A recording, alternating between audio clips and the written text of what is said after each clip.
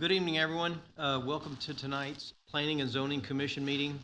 It is a regular meeting scheduled for the third Monday night of the month. Tonight is that Monday, June 16th, 2025, and the time is 6:31. As for roll call, that all commission members are present, all seven. And the next item on our agenda is the introduction of agenda and format of hearing, and staff handles that. Please take it away. Thank you, Chair. Good evening, everyone. First, we will have a call to order, followed by a staff report. Then the applicant will make their presentation. Then the public comments will be open. Please state support or opposition. Also, please state your name and address for the record, and please be brief and to the point within a 3-minute time frame. Afterwards, the commission and staff will have their discussion, and then the commission will vote to recommend approval as presented, approval with conditions, denial of the request, or to table the item. City Council's consideration of the zoning changes and the CUP will be held on Monday, July 14th. Moving on to the consent agenda, tonight we have the approval of the minutes from the last meeting, along with one final plat and 2 preliminary plats. And then on new business tonight, we have 2 zoning cases and a conditional use permit, as well as the 5-year capital improvement program from 2026 to 2030. Thanks, Chair. I'll pass it back to you. Thank you, ma'am. That brings us to the consent agenda. And I am going to recuse myself, so I'm going to step out. And also, Commissioner Ordino will be doing the same. So please allow us a few seconds to vacate.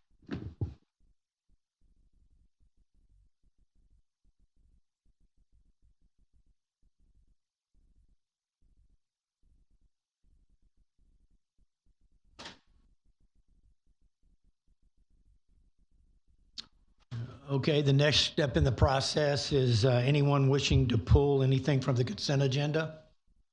I would like to see C and D be pulled.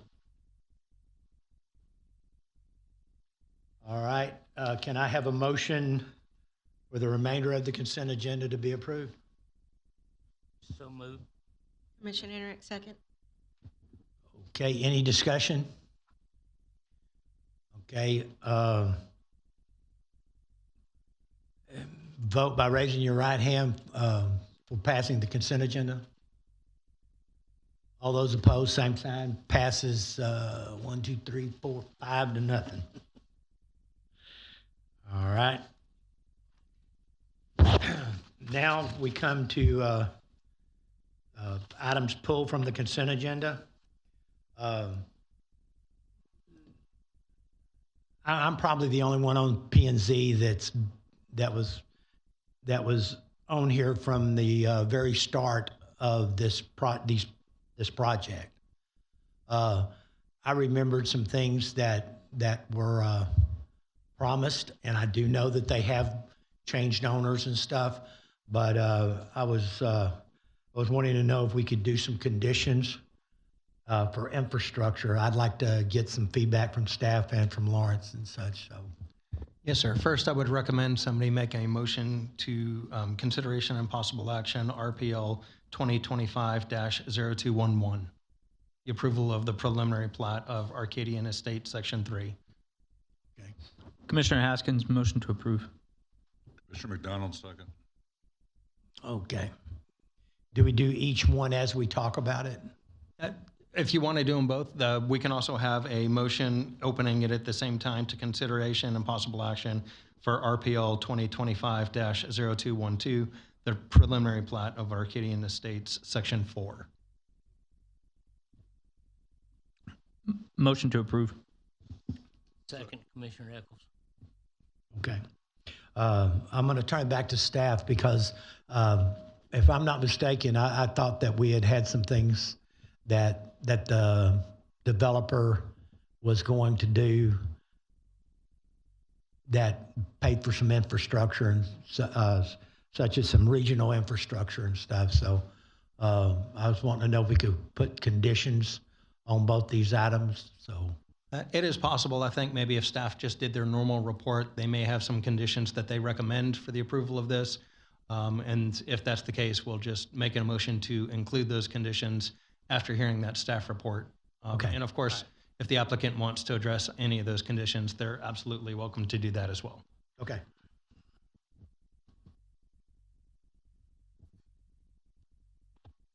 Okay, so I'll kind of go through these if you're okay. Just right now they're separated into 2 slides, so I'll just go through both sections since they're included in the same. So the first one is for Arcadian Estates Section 3. It's for 27 single-family lots and 3 reserves. And so here's the location. It's about in the middle of the overall Arcadian Estates subdivision, which is also, if you remember, Ordino Tract 1. So it's in the middle. And here's the plat for it. The single-family lots are on your right-hand side of this section, and then this large area that's the main reserve is for one of the amenity lakes. And for this section, staff recommends approval of the preliminary plat, and Katja will be covering the conditions for both after I finish the next one.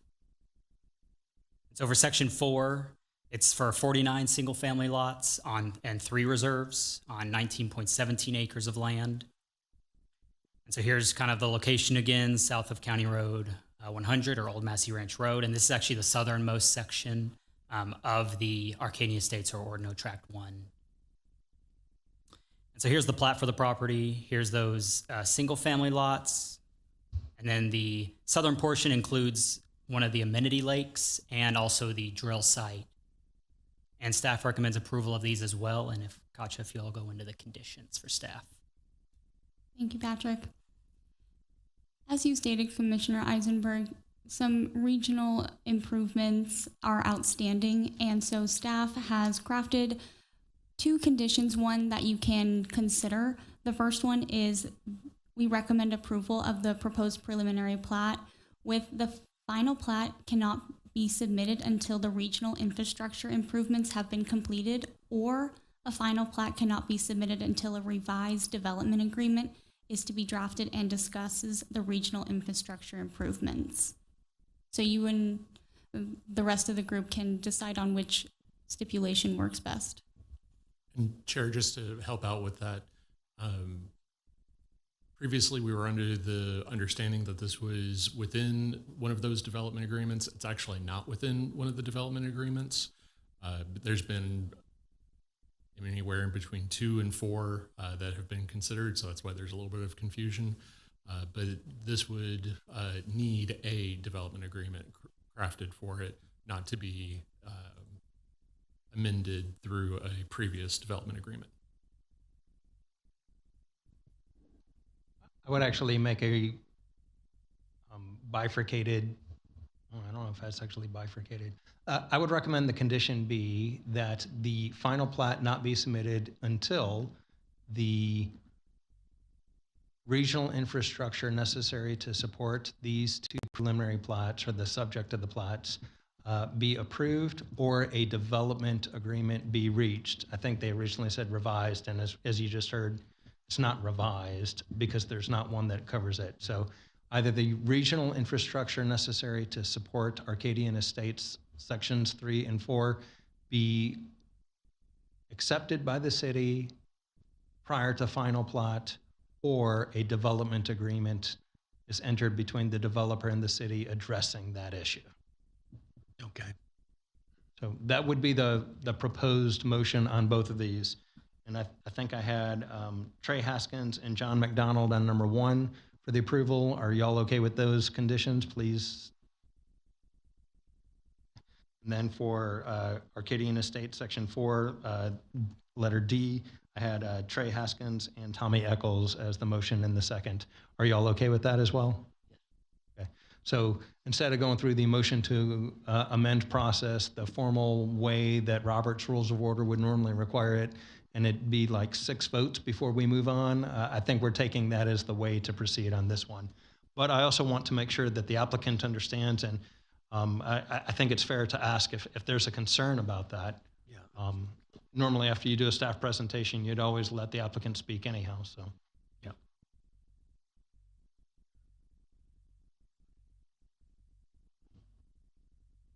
$10,777 Westheimer Road, Suite 400 in Houston, Texas, 77042. I would like some clarification on what specifically is meant by regional infrastructure improvements. The discussion that we've had with our client to date is that they're ready and willing, and actually we're about to be under contract to start design of infrastructure improvements in front of this tract, including roadway improvements, a half boulevard, curb and gutter, along with the storm associated with that. And there would also be, I believe, some waterline improvements that should be commencing soon as well. But again, I think if the answer is in front of this tract, I don't believe that we would have any objection to that. But being that this tract is not subject to any development agreements, anything above and beyond, I think, may be an issue. And when you say in front of this track, I assume you mean the east and western portions of Old Massey Ranch? The east and western portion of what's in front of Arcadian yours? Estates. Yes, the frontage of Arcadian Estates as depicted on the master plat along Old Massey Ranch Road. Yes. And I'd turn back to planning. I see Francisco shaking his head. Does that sound like the regional infrastructure you think is necessary for Arcadian Estates? Come on, this is the first time I think your family might see you on TV. Don't be shy. That's correct. Thank you. So I think we have a clear understanding amongst all of us. We just need to make sure that it somehow gets papered and addressed, whether that be by prior to approval of the final plat or through a development agreement. And it sounds like they're well on their way to accomplish those things. So Yes, because of the pacing and the phasing of this project, obviously we needed to get section 3 and 4 submitted so that we can begin civil design for the internal sections. But as a component to that, on our team, it has always been discussed that this was the timeline when we would start design of the CR 100 road improvements for Arcadian Estates specifically. So thank you, Mr. Lang. Appreciate it. Thank you, Chair, for making sure we're all on the same page as we move forward. Okay. Next thing on the agenda is persons wishing to speak for or against. Do we still have to do that? No, sir. It's not a public hearing, so unless somebody signed up for it, you don't need to. I do have a question, or, like I said, I've been on P&Z for a long time, and this was way back in the early stages when I first got on. Are the wishes of the Masseys still being met on this as far as the design and such as that?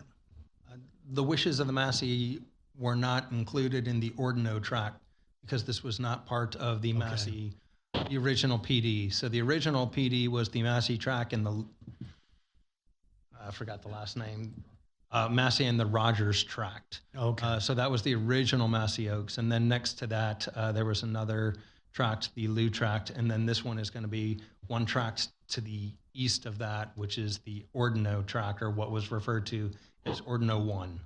Yeah, I knew they added several other things in there, but okay. Do we have to have another motion that includes the conditions now? No, sir. We resolved that by the Okay. people who made the motion in the second, clarifying that they included staff conditions. And then I think we're just going to take, we'll still take 2 votes, but we consolidated it for the staff presentation and the conditions. So we just need a vote first on item C, which would be Arcadian Estates, Section 3 preliminary plat. Okay, and we got discussion. Go ahead, Trey. Yes, sir. Thank you. Can someone remind me the process? Because I know it's different in the county, and I just can't remember. But when we say final plat, I know there's a preliminary. It takes a final plat to sell lots, correct? Okay, in the city. Okay, I just didn't want the infrastructure to not be in, and the regional infrastructure to not be in, not be accepted, but yet there's homes and rooftops in Arcadia Estates that can't be accessed.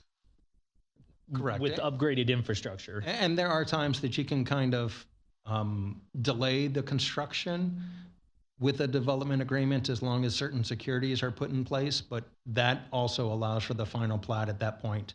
And if that's what we come to, we'll be sure to address it then. But I think staff's goal, and I think that BGE's goal and Beezer's goal is also to make sure that their residents have the same quality streets that everybody else in the city has, at least for the portions in front of them that they're responsible for. Thank you, and thank you, BG. Okay, anybody else?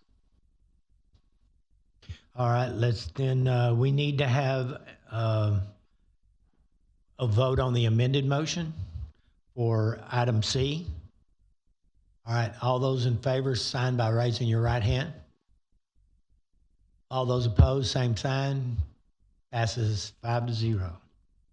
All right. Now we vote on the motion, on the amended motion. Okay, so all we got to do is do D now? Okay. Can I have okay, we've already got the amended motion, so now it's voting on the amended motion for item D. All those in favor sign by raising your right hand. All those opposed, same sign. Passes 5-0. All right, that moves us on to new business.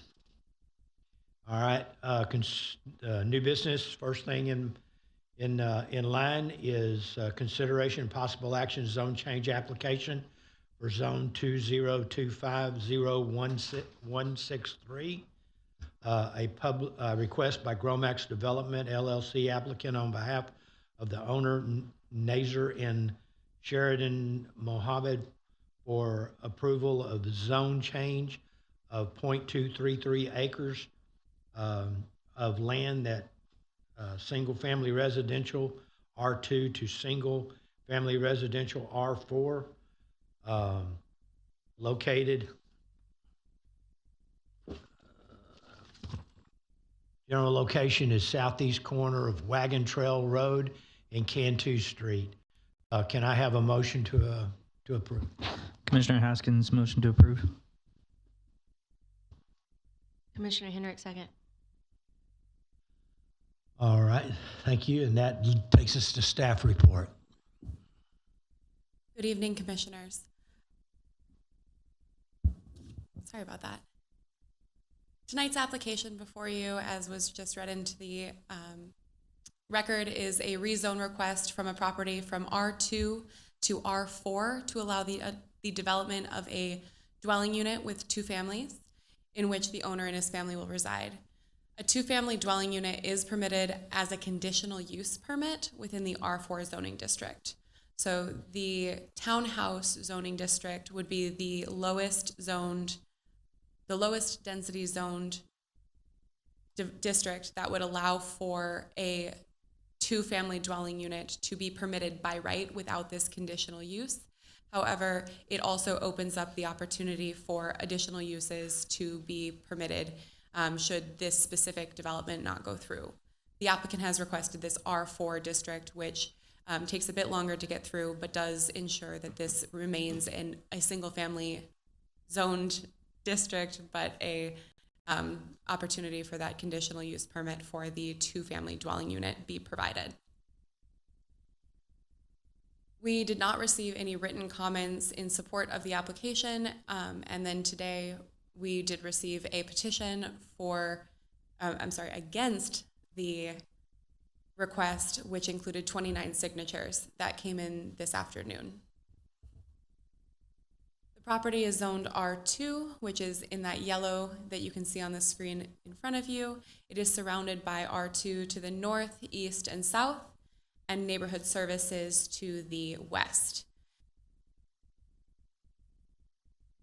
On the future land use map, which is a portion of the comprehensive plan, it identifies this area as traditional residential, which is summarized as a traditional residential place type, allowing for lot sizes generally less than 1 acre, and is appropriate for single family, duplex, and townhome developments. The requested R4 district does meet this criterion. The property was platted as a portion of the Buena Vida plat in 1959, and then replatted as a portion of the same in 1961, annexed in 1997 into the city, and it has remained undeveloped. Here is an aerial of the site. You can see it circled or boxed in red on the screen. While the north, east, and south adjacent properties are all zoned R2. Only to the east is actually functioning as single-family residential. And you can see I've labeled residential a handful of times on this aerial because it is all of the properties, or a majority of the properties, to the due east. But there is a mechanic/tire shop to the north and an HVAC repair shop to the south. To the west, in that neighborhood services zoning district, there is an office warehouse, which is a cleaning company that is currently operating. The comprehensive plan identifies this as that traditional residential place type in the future land use plan. So the R4 is compatible with that place type. It is in line with the thoroughfare plan, as this is a local street both to the north and the west of the property with Cantu and Wagon Trail.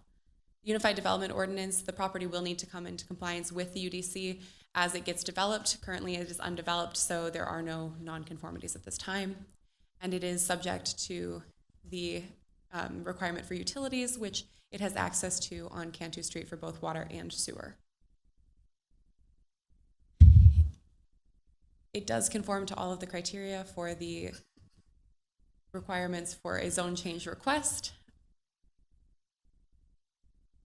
And staff finds that that R4 district meets all of those criteria, so recommends approval of the proposed zone change. That ends staff report. Thank you. All right, that brings us to the applicant's presentation. I wish to make a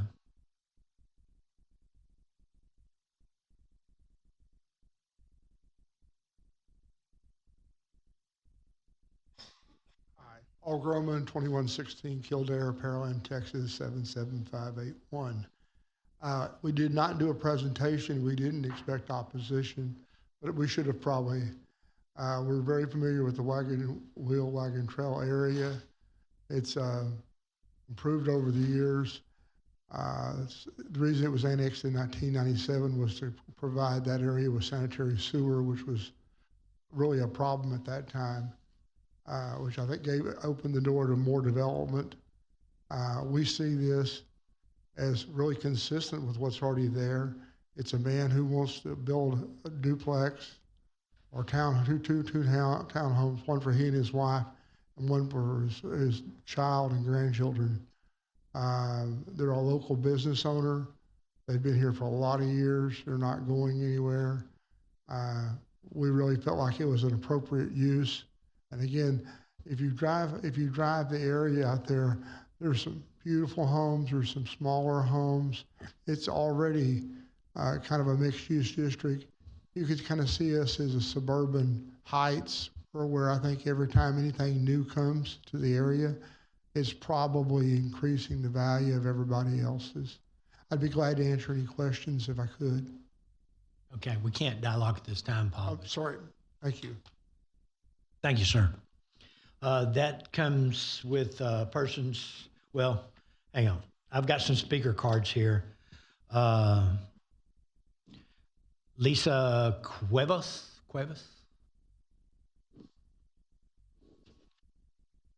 Hello. Lisa Cuevas, 5729 Ochoa Road. So I'm like right behind there. I oppose the change. It was already zoned to an R2. And it should stay like that. It was zoned that way to preserve the community character. And by you changing that, it would change the character of the community. So I oppose that change. Thank you. Thank you, ma'am. All right, next one is Yolanda Gardner. Keep your comments to 3 minutes, please, and state your name and address for the record. My name is Yolanda Gardner. The address is 5805 Cantu, and I am in opposition to this zone change, specifically for the reasons that it's going to change the dynamic of the single-family dwelling that we have had since I can't remember when. When I was young, when my parents lived there. One of the other things is that there was a big difference in a single-family dwelling and opposed to the multiple family dwelling, which the zone change would provide. And one of the things is the infrastructure. I heard y'all talking a whole lot about infrastructure before with this subdivision, because it is very important. In the past, we have had so much issues with drainage, and that I feel that this new zone change would put so much concrete everywhere that we would start having it again, and then that is something that we would have to live with. And I truly hope that y'all choose correctly. Thank you. Thank you, ma'am. Benjamin Gardner.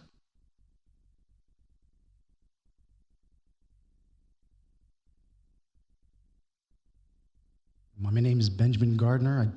I live on 5805 Cantu Road. I only just found out about this from my cousins, and I'm in the process. I live right next to these proposed buildings, or where they most likely would be, and the resulting groundwater saturation, which is already bad, is only going to get worse. And it's something I'm definitely taking stock of right now, because I'm in the process of renovating my home and rebuilding my pool, and groundwater saturation is already a problem, and I can only expect it to get worse after this. So that's why I oppose this change. Thank you.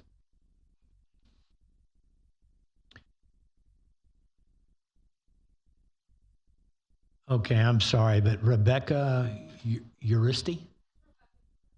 Uristi? Yes, ma'am. Thank you.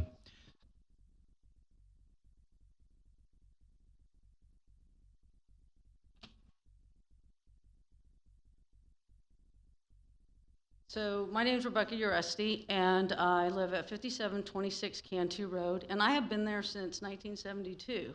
So I know that neighborhood is very much established. The infrastructure in that neighborhood, we flooded quite a bit, had a great deal of watershed. So the Buenavida subdivision is for single dwelling homes, which is our R2s. The fact that you're going to change it to an R4 is going to create more watershed. The city, in the recent years, has actually fixed it, but we still see where it's still going to get slow. They speak of the businesses that were there. The businesses that were there have always been established there.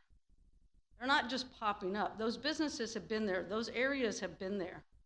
Okay, so the fact that he said in 1997 that they were septic, that was country road. That was a country area. It was a subdivision. The city then annexed it, and that's why a lot of us had to go from a septic system, septic sewer systems, to coming into the city and actually paid to have that done. So once, if you change it from an R2 to an R4, now you're going to create more traffic, more watershed, and knowingly they bought that plot of land, knowing that they've been there for so long and been residents of Pearland, that they bought that area as a single dwelling resident and not for multiple uses. Now you say duplexes or townhomes, and you look at the area and you look at the site. If you're talking about townhomes, you're looking at 3,000 square feet on a 10,123 square foot property. Now you're talking about concrete, and where's the water going to shed? The houses didn't get raised. The road got lower. However, if you still look at that infrastructure, we're still subject to flooding depending on how Mary's Creek goes. So the fact that you start concreting, you're going to create a problem that you fixed is coming back to us again. So please keep that in mind. And once again, I just reiterate that when they purchased that property and they purchased it in that subdivision, they knew it was for a single family dwelling home. And the fact that they want us to compromise, and the city wants us to compromise, when we've already been an established neighborhood, we have played by all y'all's rules into what we have been zoned to, and we ask that you do the same for them. Thank you. Okay, Thomas Severson.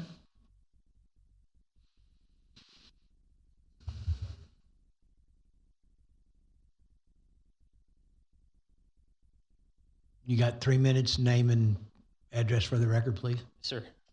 Thomas Severson. I'm at 5722 Cantu Road. I'd like to say that I'm opposed to this, and that we're going to have significant change in the watershed because our street will have more vulnerability to flooding and difficulty with shedding water during storms due to this change, because we've already experienced this in the past on Cantu. And with multifamily zoned land, it's going to be possible for them to only have 15% of it landscaped and 85% of it can be paved. So we'll have a lot of pavement there, a lot of difficulty with shedding the water caused by this change. And there's not going to be a lot of place for this to actually soak up. Now, parking is going to become an issue as well. So it's going to cause significant issues with entry and exit to the end of our street. There's going to be more families on the street, so there's going to be more cars parking on the street. We're going to have an issue because there's only one entry and exit to the street. We want to make sure that we can actually enter and exit when we need to go places, and more cars parking at the end of the street will cause not only difficulty entering and exit, but it's also going to cause safety concerns when we're trying to turn into our street or turn out of our street, because we might be blocked when we're looking, or we might be blocked when we're actually turning in because there's going to be cars there. There might be children playing in the street, and that's going to be a safety concern of ours. And as well as further traffic issues, there might be more single car traffic due to people having others come to their homes. There's possibility of more emergency calls and fire trucks, et cetera, coming onto the street, more pollution on our street, and also possibly more transient traffic such as Ubers and taxis. And as a result, that's going to cause a lot more traffic onto our street that we would like to not have. I would like to say that we also have those 30 signatures already opposing this, and we're still working on getting more. Thank you. Thank you. Okay, that Adriana Severson.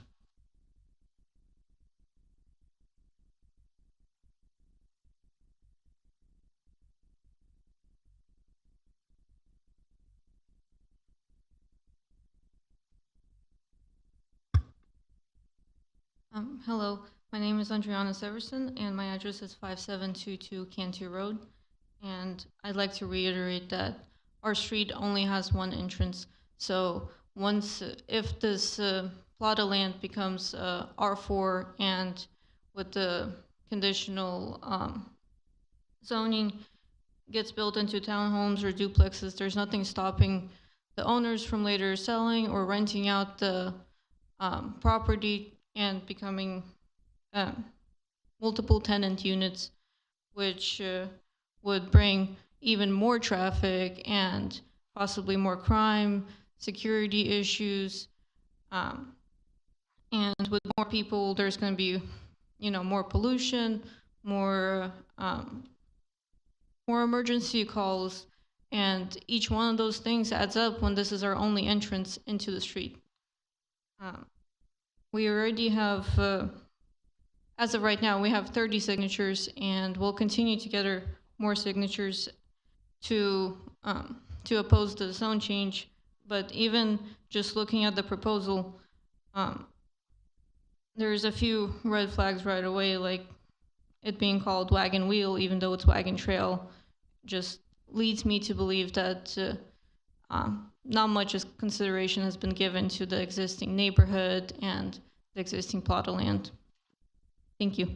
I oppose the change as well. Thank you. Thank you. Okay, I'm really unsure about this one here because it's got a.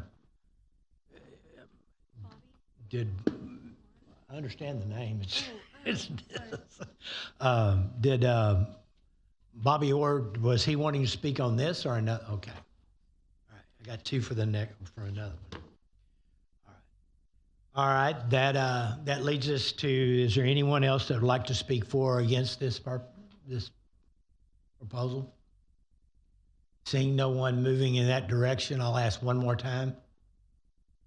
All right. That takes it to staff and commission discussion. So, anybody? So if this is approved, this allows them to come back and apply for a CUP for a duplex or townhome? That is correct. So it would still be single family by right, but could they get more than 2 structures on this property, or are the size of it limited to 2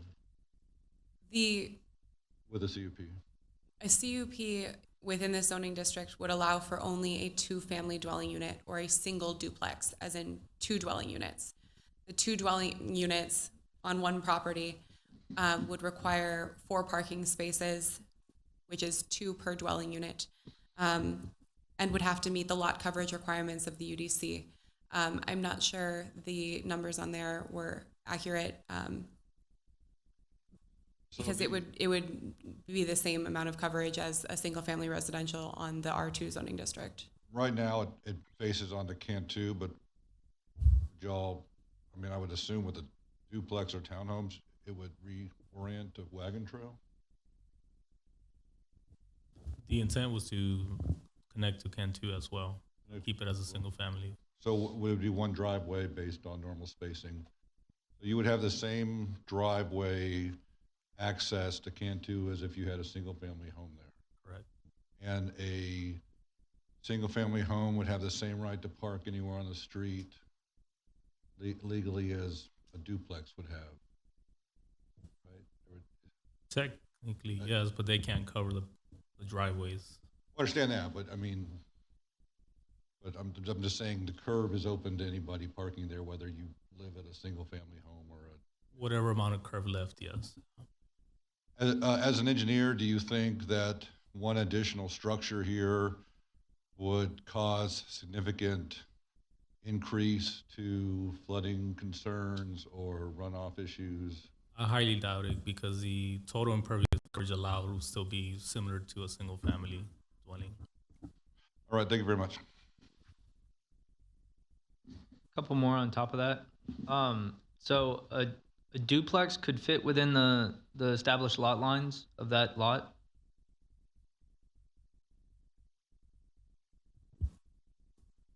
Yes.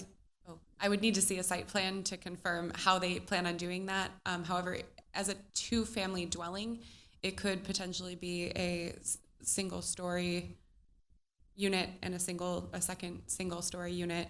But it would still have to meet the height requirements of the R4 district, should that be approved, and how they configure the space to allow for those 2, whether it be in 2 separate structures or one structure with a shared common wall, is something that they would need to provide additional information on during the CUP process. And then diving even deeper into the weeds, a duplex, is it owned? So a 2-family dwelling unit would be a 2 families on one lot of record. They don't. So if it is, no one owns one.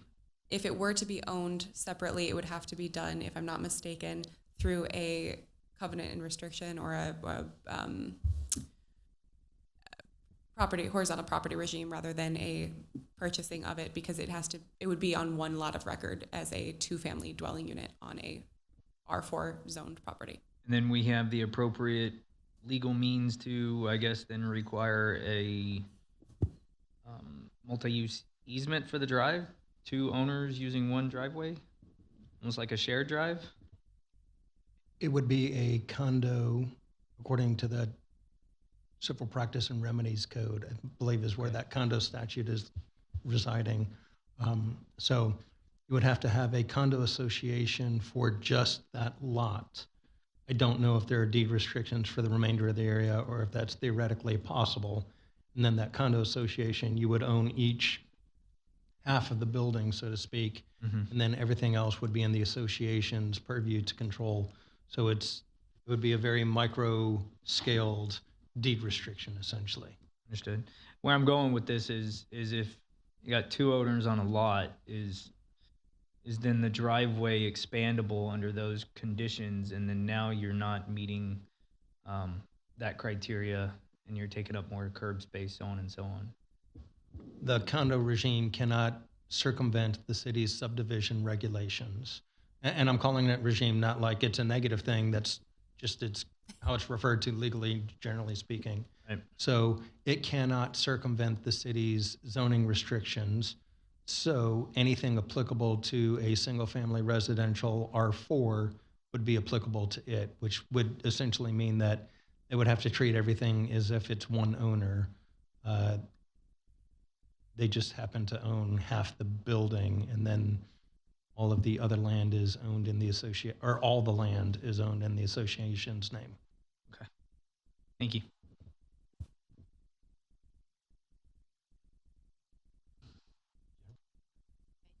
So essentially, they want to take the lot that's our minimum required now is 7,000 square foot to a minimum required of 5,000 square foot, and no matter what, whether it remains the size that it is now, only 50% of this entire red area can only be impervious cover. Whether they're divided or not, it's still only 50%.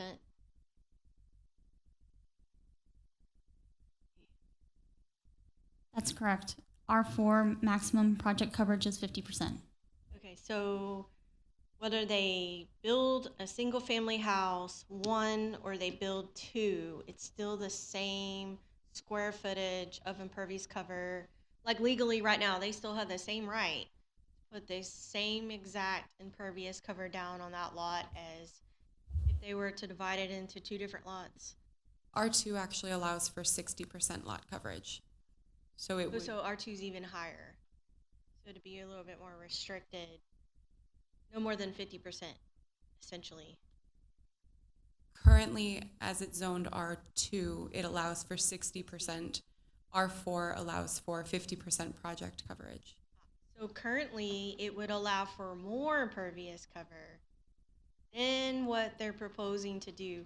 I mean, I don't have an issue because I don't see the increase. I actually see that the impervious cover technically has to decrease, which actually would help the drainage compared to what they're allowed to do now. But I was curious what the lot size were of I don't know if y'all have GIS open, some of the lots look smaller, like closer on that. Like, what are the lot sizes? Like 5737, or even on Akoa Road, 5803. Some of those lots look smaller than. So what I will say is that this is a 10,000 square foot lot. So it can either be one R2 lot or two R4 lots. And if it is one R2 lot, then you're looking at a maximum of 6,000 square foot in coverage. If it is two R4 lots, then you're looking at 2,500 square foot each, which is 5,000 square foot of total coverage. So you're getting a reduction of overall coverage if you go with the R4 zoning designation over the R2 current existing designation. Thanks for clarifying that. And then also too, I mean, I wouldn't mind from R2 to R4, but I don't think I'd be okay with a townhome type product there, because that's not the character of the neighborhood. It would still need to be some type of single family residential development. And just to say, a townhome is typically 3 units that are attached. So a duplex is one structure that has 2 dwelling units within it. So know that within the region, townhome means or has become known as something that is a detached structure. But through the Unified Development Code, a townhome is an attached structure with a minimum of 3 units, which picks up in a higher designation in the townhome zoning district, not in the R4 district. If I may, Mr. Chairman, just so, since it has to come back for CUP, the idea would be that if the applicant could come back with a structure that looks more typical like a single family structure or what may be in the neighborhood, that may, that may show that they're paying attention, listening, and trying to make sure that whatever they build fits into the character of the community, because you can have a duplex that looks like, to all intents and purposes, a single-family home. It just has 2 doors on it, but the look and feel from the outside can be the same. So I would just, as a recommendation, if it makes it through this process, that they take that into consideration. Anybody? Tommy?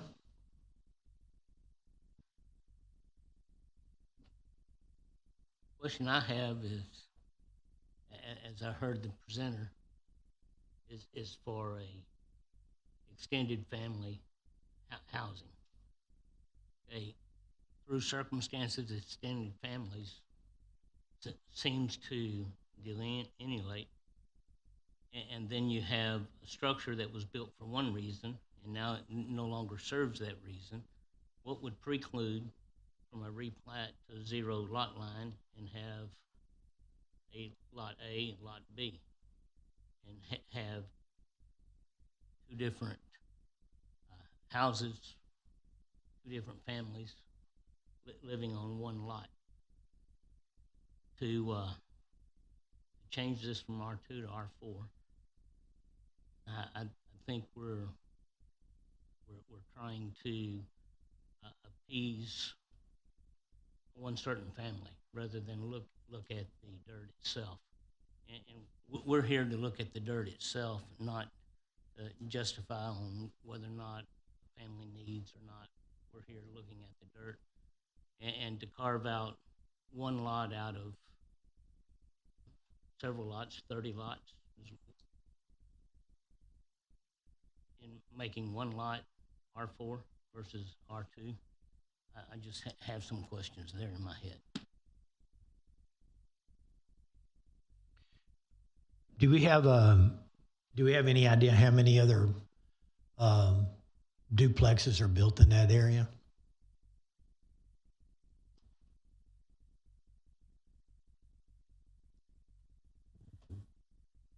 I do not. Okay. The properties in the surrounding area are all zoned R2, so if they are, then they were not done under the current ordinance. Okay. Yeah, I mean, this is kind of a tough one. Like Tony said, we're supposed to look at the dirt, but, you know, this name of this commission is planning and zoning. And, you know, it's just, when you got this kind of opposition and stuff, I'm just not sure that it would ever get past if we get past city council, you know, especially if y'all got 30, 40 signatures on a line. You know, I feel like that, you know, if the developer, you know, maybe with some conversations with the people out there and stuff, might be able to come up with an amicable solution to this. You know, the one thing about it is that lot is going to be developed. There's nothing you can do about that. You know, y'all bringing up that you're worried about the flooding and stuff. Well, you know, it's already said that, you know, there's less obstructions going in with what they're recommending for a zone change than what it would be right now. So you would actually have more of an area. But regardless of that, I mean, the state of Texas doesn't let somebody put water off on you. You know, that is a rule that you know, they can't sit there and build a house and flood you next door. But I don't know. This is a rough one. You know, because it meets all the conditions and stuff as far as you know, as far as everybody's concerned, it meets all the conditions. But again, when you've got such opposition to it, it gives you a reason to sit there and stop and look at it. Okay.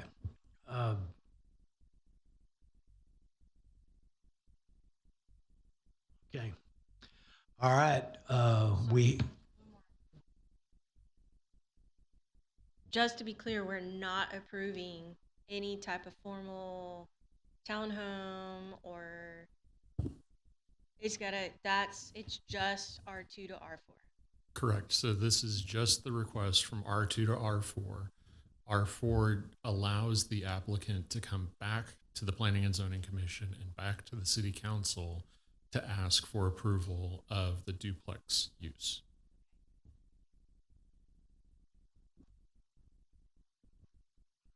Okay, if nobody has any more discussion, call for the vote. All those in favor, sign by raising your right hand. All those opposed, same sign. 2 to 3, it fails. All right, moving right along to the second condition and possible action, zone change application, zone 2025-0164. Request by Paul Groman, Gromax Development LLC, applicant on behalf of Keystar Capital Fund 111 LP, owner, for approval of a zone change for 2.56 acres of land from single-family residential to district. Hang on one second. I'm sorry, but can't we bring Jen back? No, sir. She has a conflict. Okay, all right. Prior business relationship, at least for 12 months, with Gromax Development. So okay. In light of that, she's conflicted out on this one as well. Okay, I'm sorry. I asked, I tried, and she reminded me about it, so. Okay. For approval of zone from 2.56 acres of land from a single-family residential R2 to district to a general business, GB, located at southwest corner of Magnolia Parkway and McLean Road, Pearland, Texas. All right. Can I have a motion to approve? Commissioner Haskins, motion to approve. Commissioner Eccles, second. Staff presentation.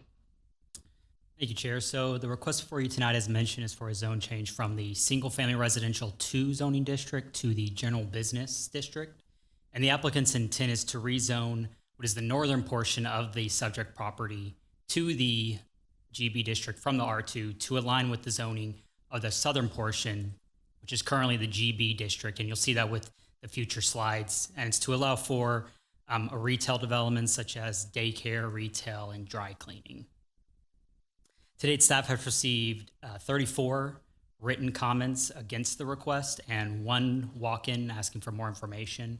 And the comments written against focus on congestion or increased traffic at that intersection, as well as safety for the nearby school, which is just to the west, which will be seen in the aerial, which we'll show.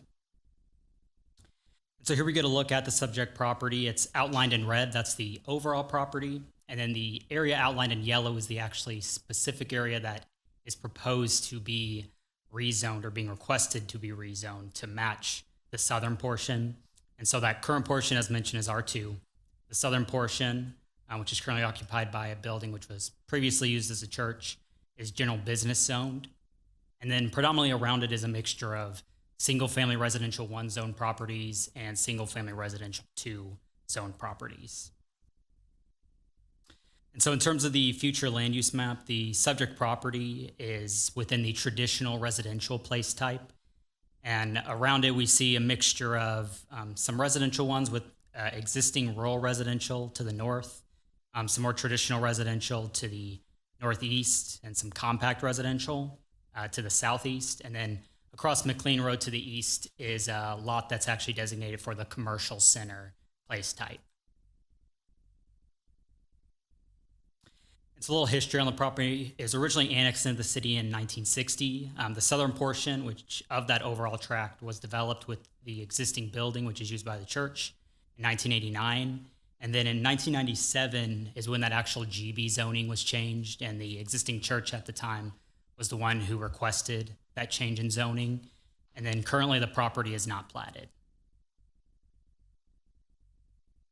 And here we get a look at a kind of a zoomed out, more aerial view of the property. It has some existing residences, large lot residences to the north and the west, undeveloped land to the south and to the east across McLean Road, And then to the northeast is an existing neighborhood. And then you'll notice further down to the west is the elementary school. And so looking at some of the review criteria, there's kind of a mix on different ones. So in terms of the comprehensive plan, the proposed GB district is not compatible with the traditional residential place type. It should be noted, though, that the adjacent property at the southeast corner of the intersection, as noted, is designated as the commercial center place type. So commercial is proposed for the intersection.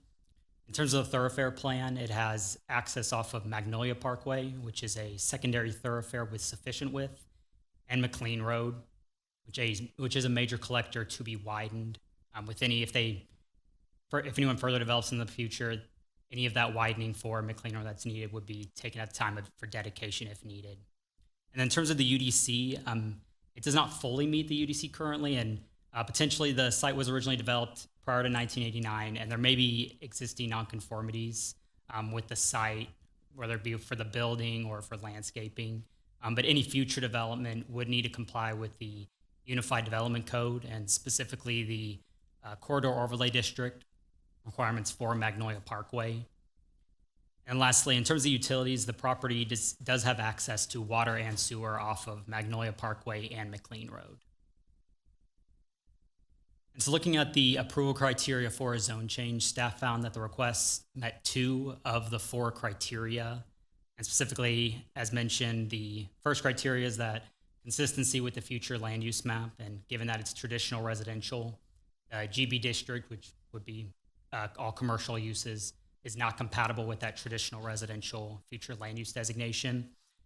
And then secondly, in terms of the surrounding zonings and surrounding uses, that GB zoning, while it has a portion to the south that it's consistent with and trying to align with, it's predominantly surrounded by single-family zonings currently, as well as single-family uses.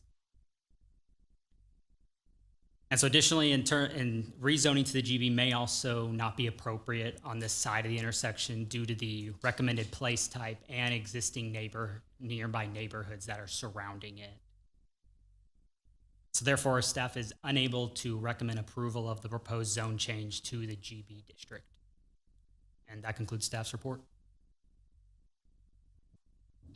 Okay, thank you, Steph. That brings us to the applicant presentation. Does the applicant wish to make a presentation?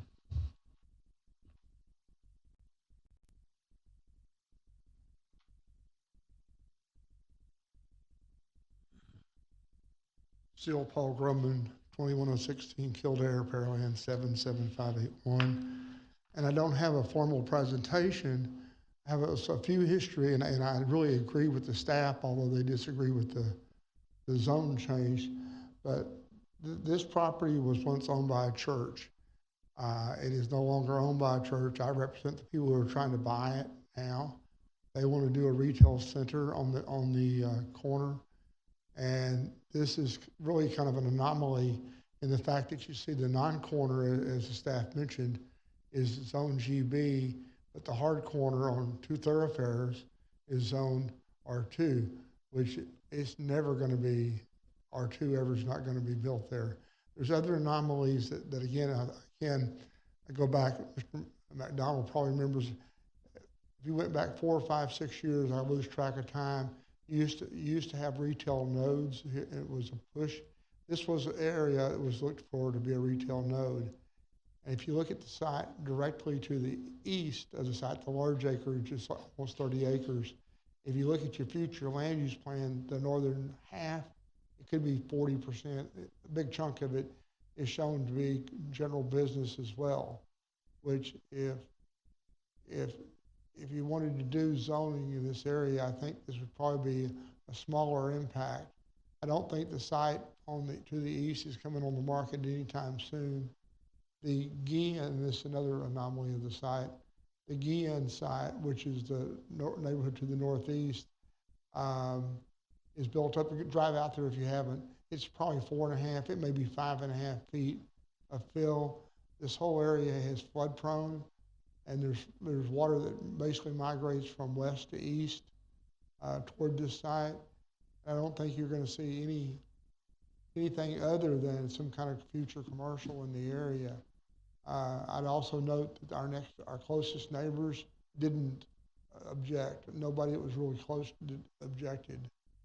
From what we could read, because we didn't get notice until today, from what we could read, excuse me, most of the people were concerned about traffic and the school kids.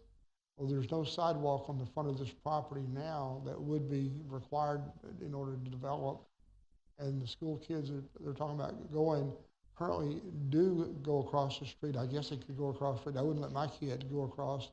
If you look at that 30-acre parcel, it has a sidewalk, but it is heavily forested. You want to leave a little second or third or fourth grade kid there for somebody to pick them up, that's not a good thing at all. But that's the current example. So basically, like I say, I'm not arguing the staff. I think their points are valid. I just think that this is one of those coins that you have a landowner, or did have a landowner. The church no longer owns the property that has a commercial usage. They've stated they want to do a Montessori school and other retail. That's a good usage of the land. This is, by the way, just a few other things. It's less than 5 acres, so you couldn't do a PUD. So there's, it just didn't fit any of the boxes, and I apologize for that. Again, I'm on behalf of the owners request zone change, and you can see what happens around us. I think it would be an improvement to the neighborhood. I think it would provide essential services. If you look at that area, you have to go all the way back to 1128 to the west, or up to Veterans, Veterans to the northeast, to have any retail whatsoever, and that's not very good retail. So I'd be glad to answer any questions. I forget, wrong format. I still answer the questions if you have them. All right, thank you, sir. All right, that brings us to persons wishing to speak for or against this project. One more time, does anyone wishing to speak for or against this project? Seeing no movement, we're going to move to staff discussion or staff and commission discussion. So,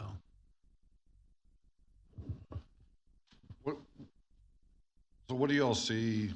Could you have a commercial center? Just kind of go over that for that R2 zone undeveloped area right across McLean. What are y'all envisioning for that property? So I would say it would be a smaller, and I'll go back because Paul kind of mentioned it. In the 2015 plan, it was designated as a residential node, which is like 5 acres of commercial. In terms of this, if you kind of compare it with the intersections that it's near, so if you go down to your next great intersection to the west, Manville, you'd expect to see a higher intensity of commercial, obviously, there because it's a secondary thoroughfare hitting a major thoroughfare. So it's 2 thoroughfares hitting each other, whereas this intersection is a secondary thoroughfare and a major collector. So you wouldn't see something of that level. That would be, you see more GB zoning in that section. And then kind of just going a little further to the east, if you go to Veterans and Magnolia Parkway, that is a secondary thoroughfare hitting a secondary thoroughfare. So that would as well be a greater intersection as well. That one's a little bit of a different area because you do have some GC zoned properties in front of the neighborhood on the south side. You have the mobile home park there, and then you have the existing gas station on the corner, but then you start seeing more industrial uses because you're getting towards the railroad. So in terms of commercial center, if you see at Manville, you see more GB zoning. We kind of have a range of commercial, and I'll say of commercial zonings, and I'll say the commercial center doesn't say hey, it's got to be GC, it's got to be GB, it's got to be NS. But potentially with the level of roadways, you could see lower intensity commercial uses, since the residential node kind of called for a smaller acreage. It's not meant to be a great acreage of commercial, but I think it's still, this is an area that it hasn't seen a zoning yet. It has that GB. So it's what would be appropriate there. It could be based on kind of the roadway classifications, just by kind of using what is around it at other intersections along Magnolia. I mean, as you know, I think we're early enough into the comp plan that we will really give it weight with what it's saying. I do think the existing GB being isolated and cut off lends itself to kind of continuing, especially when you have what you're saying will be a commercial center across the street, and what these roads are will be. I understand staff's recommendation concerns. So, I live right down McLean in Springfield, and I'm one of those that was making the turn, the left-hand turn to go to Magnolia to take my kid, and curse the traffic and the non-existent turn lane there. I can tell you that adding a gas station or a general business on the hard corner would not improve traffic. It would only make it worse. The statement was made that it wouldn't be residential. However, you have a residential lot directly across the street. I don't understand. I think it very well could be residential. You've got some other acreage down McLean, and having residential right on the hard corner would look exactly, it would mirror the space across Magnolia on the northwest corner. From an engineering standpoint, the hard corner could work on the southwest side because the majority of it would front Magnolia, which could support at least one, if not multiple, avenues of egress, whereas McLean in its current configuration cannot. And so unless McLean gets widened to at least 3 lanes, if not 4, then it wouldn't be able to support, in my opinion, egress onto McLean from a general business district. And so you'd be limited to the one on Magnolia, and no one likes in and out of one singular driveway in and out of a convenience store. I don't know how it got to be GB. I know the church was there, but it's surrounded by residential on all sides of the same side of road, and on the north and on the northeast. So, but that's in the past. Again, I think that the southeast corner could support general business district, general business, but McLean would have to get widened or improved to support egress onto McLean. So.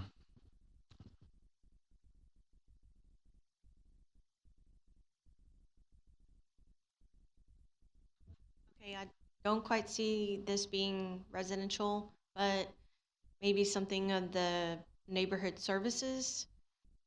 But being that we don't know what's potentially going to be proposed there, I'd have a hard time in support of the general business at this time.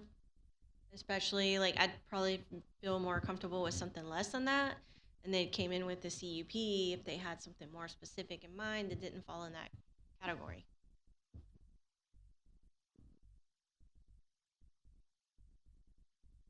Anyone else? All right, we don't have any more discussion on it. I guess we call for a vote. All those in favor, sign by raising your right hand. All those opposed, sign by same sign. Fails 0-5. You want to bring the other guys back in now?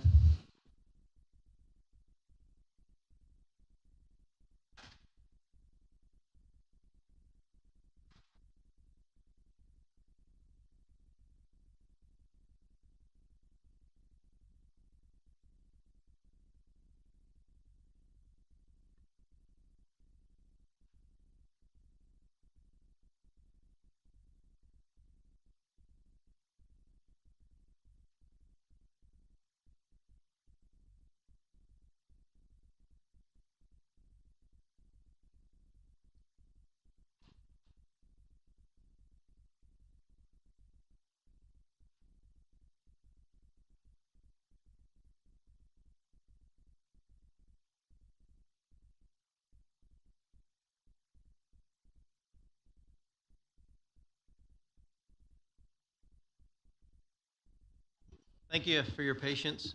We'll move then to item number 3 under new business.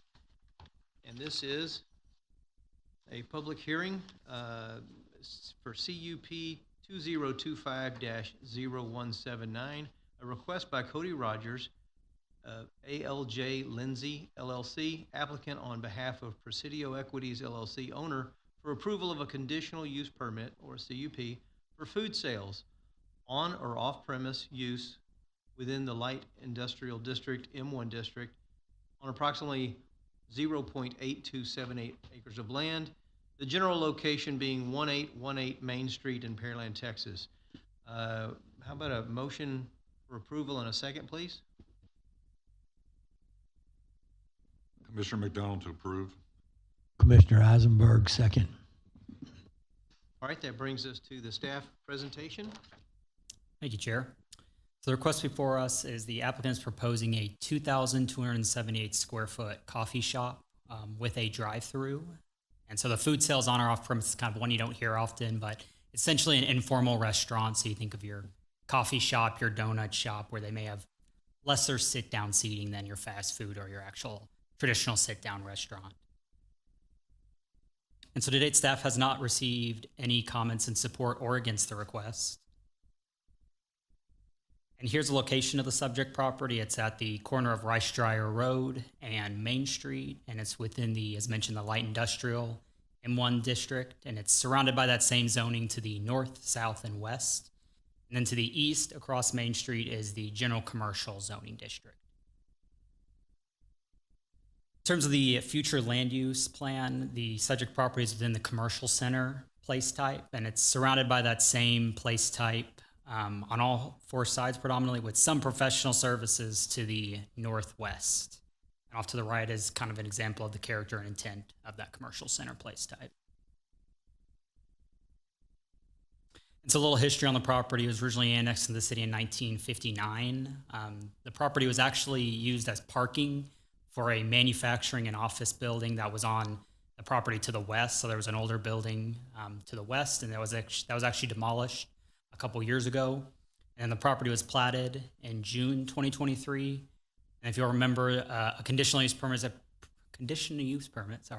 previously came before P&Z into City Council for a restaurant use. It was a fast food restaurant, and that was approved in November 2023, and they ended up not being able to construct in the end. And so here we get a look at the subject property and kind of some of these surrounding uses. There's a fast food restaurant to the north, it's a Wendy's. Then there's the Valenson's Brewery to the north. To the east is, across Main Street, is some multi-tenant retail. To the south is an auto wash facility that is currently under construction. And then to the west is some undeveloped land currently. And so here we get a look at the proposed coffee shop. You have Rice Dryer Road on the top of the screen. On the right-hand side is Main Street, just to orient you. And so they'll get their main access off of Rice Dryer Road. And then kind of flowing through the property, it'll have cross-access with the auto wash. So this site won't have direct access onto Main Street, which is kind of close to the intersection. So that's the main reason why. So they'll have cross-access. And then you can see kind of the drive-through and stacking that snakes around the building to kind of provide for the minimum required stacking requirements for a drive-through. And then here's first the landscape plan on the left-hand side. This kind of shows generally the street trees that would be required and the shrubs that would be required to screen the parking, especially along Main Street, which is the corridor overlay district. And then the right-hand image just kind of shows the different facades and how they'll look. And the middle left-hand side facade is actually that facade that would be facing Main Street. So that would be the one that would be subject to the corridor overlay district requirements for articulation and transparency. And so in terms of the comprehensive plan, the proposed use is consistent with the commercial center place type. In terms of the thoroughfare plan, Main Street is a major thoroughfare with sufficient width, and Rice Dryer Road is a minor collector with sufficient width as well. And in terms of the UDC, it'll be required to meet all the requirements for the M1 zoning district, as well as any of those corridor overlay district requirements. And then in terms of utilities, the site has access to water and sewer. So staff found that the request met all 7 of the criteria for approval of a conditional use permit. As mentioned, it meets all those approval criteria, and the proposed use is consistent with the comprehensive plan as mentioned and the thoroughfare plan, as well as those surrounding uses. So therefore, staff recommends approval of the requested CP with the following condition, which this was actually a condition that was also on the previous CUP for the restaurant use. And that condition is that the exterior building facades shall be developed in substantial conformance with the materials as depicted in the applicant's facade renderings. And that concludes staff's report. Great report as always. Thank you. That brings us to the part in our script where we ask for the applicant presentation. Is the applicant here, and does the applicant wish to make a presentation? And I see that answer is yes.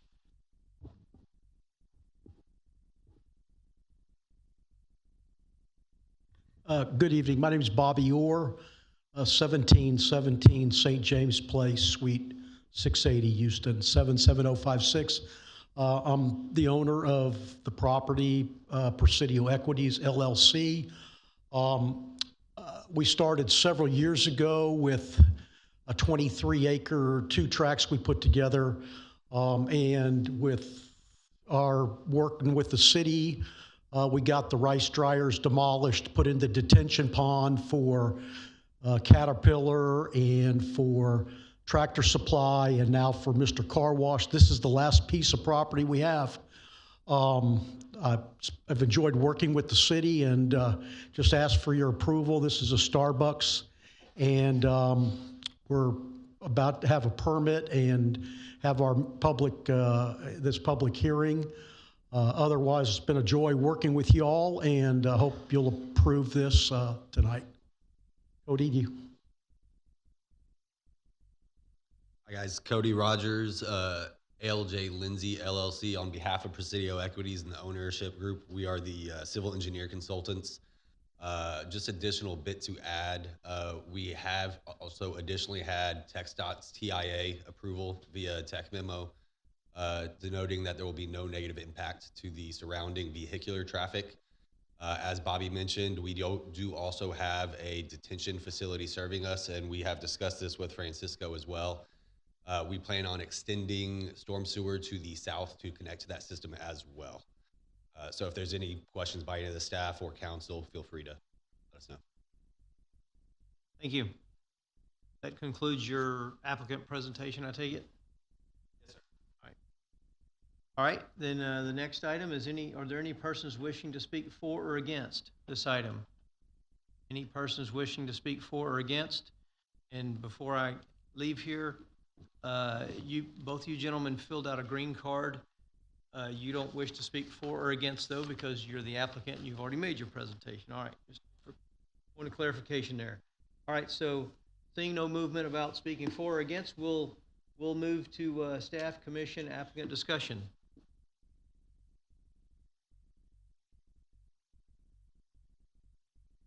There was a condition added by staff, and so I agree to the amendment. Who else? Yes, sir. The original motion was from yourself, Mr. McDonald, and it was seconded by Mr. Eisenberg. If you wanted to do the informal thing, we would need both of you to say you want to include the staff condition. I'd like to include the staff condition. I second it. Thank you. That's all I have. As a reminder, what was that condition? It's on the screen for you, sir. Fantastic. Well, I was for it when it came 2 years ago, and it was fast food. So welcome back. And this town could use a coffee shop. I think that makes number 5 or 6 or 7 for Starbucks. But as a seller and landlord, I'm glad for you. If there's nothing further, then let's take a vote. We have a motion and a second with the condition. So all those in favor, please signify by raising your right hand. Measure passes unanimously 7-0. Thanks for bringing business into Pearland.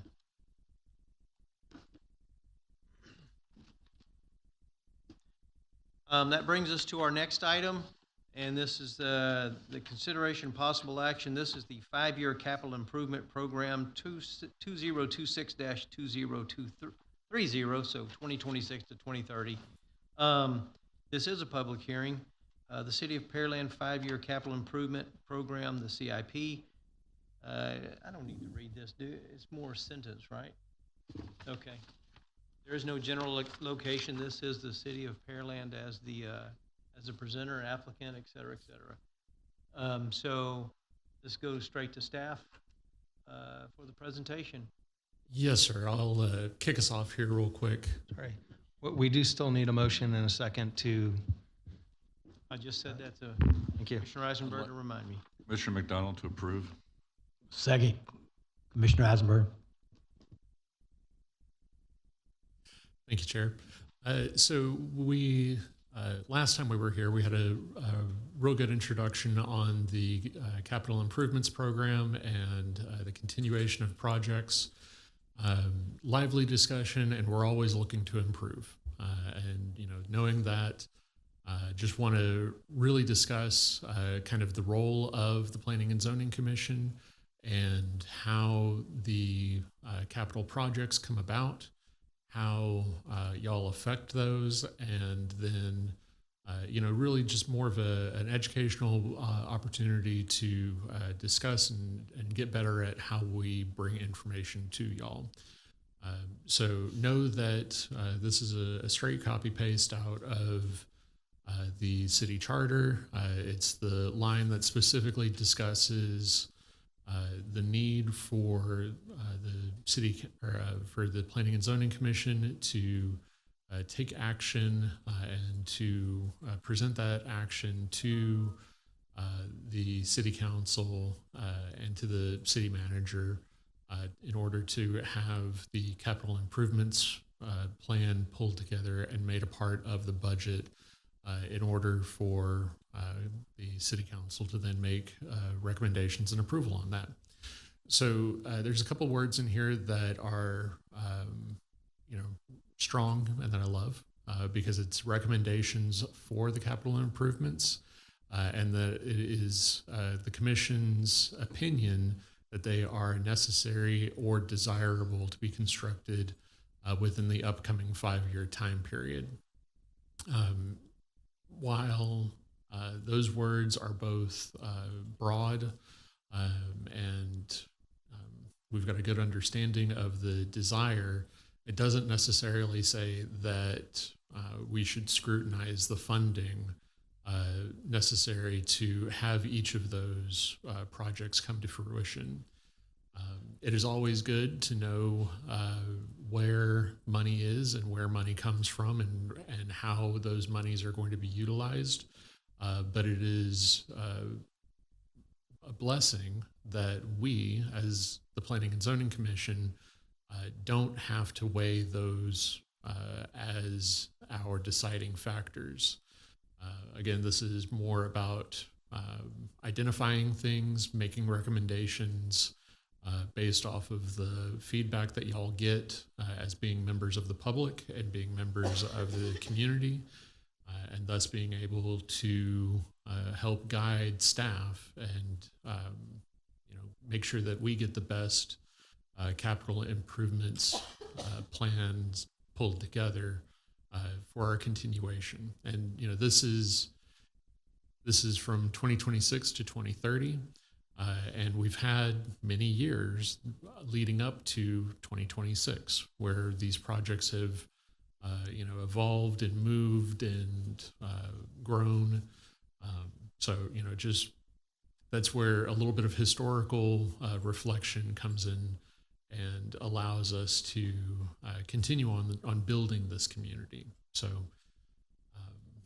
with that, I will turn it over to Ms. Fabiola to make her presentation and take it away. Thank you. Thank you, Martin. Good evening, Planning and Zoning Commission. I'm Fabiola Di Carvalho, Assistant Director of Capital Projects within the Engineering and Public Works Department. As you recall, we presented you with the proposed 5-year capital improvement program on June 2nd.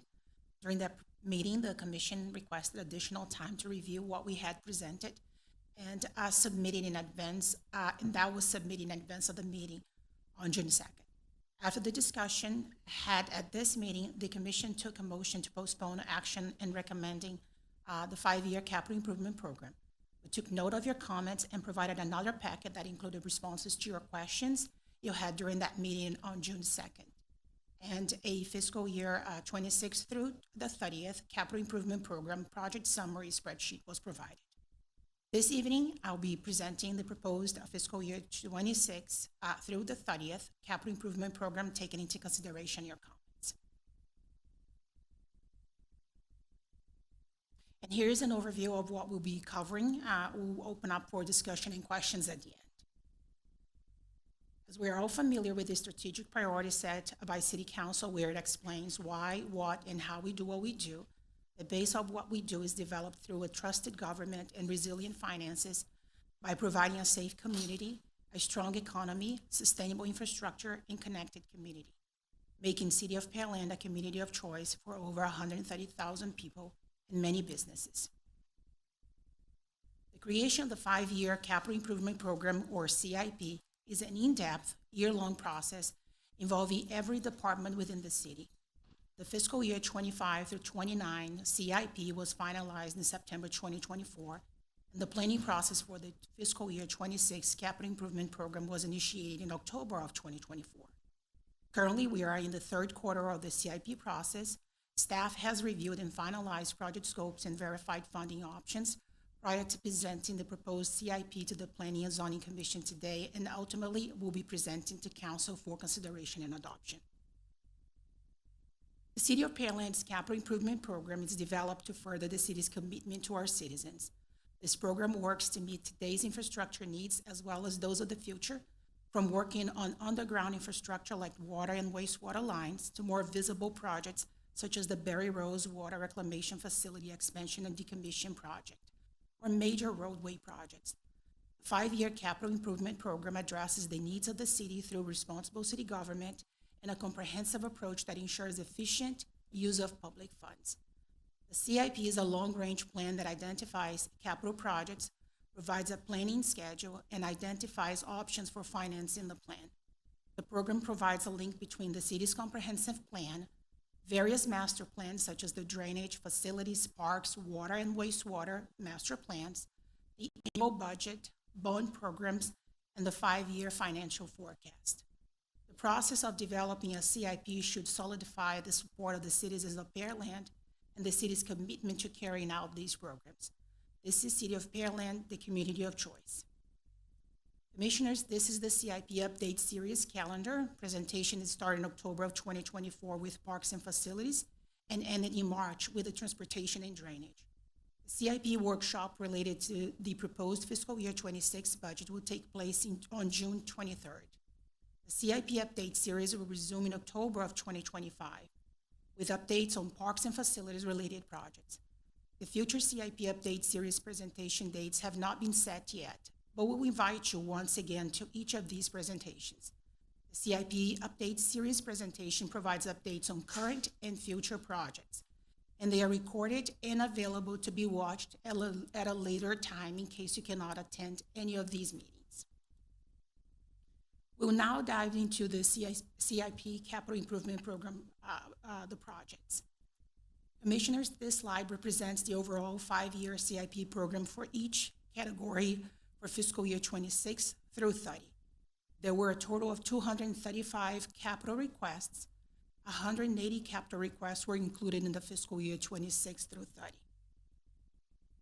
In front of you, there is a list of projects that have been completed in the 20 years, 2024 and 2025. There's a total of 16 projects that were completed within those years. We'll start with the drainage category. There are various capital improvement projects included in the fiscal year 26 through the 30th.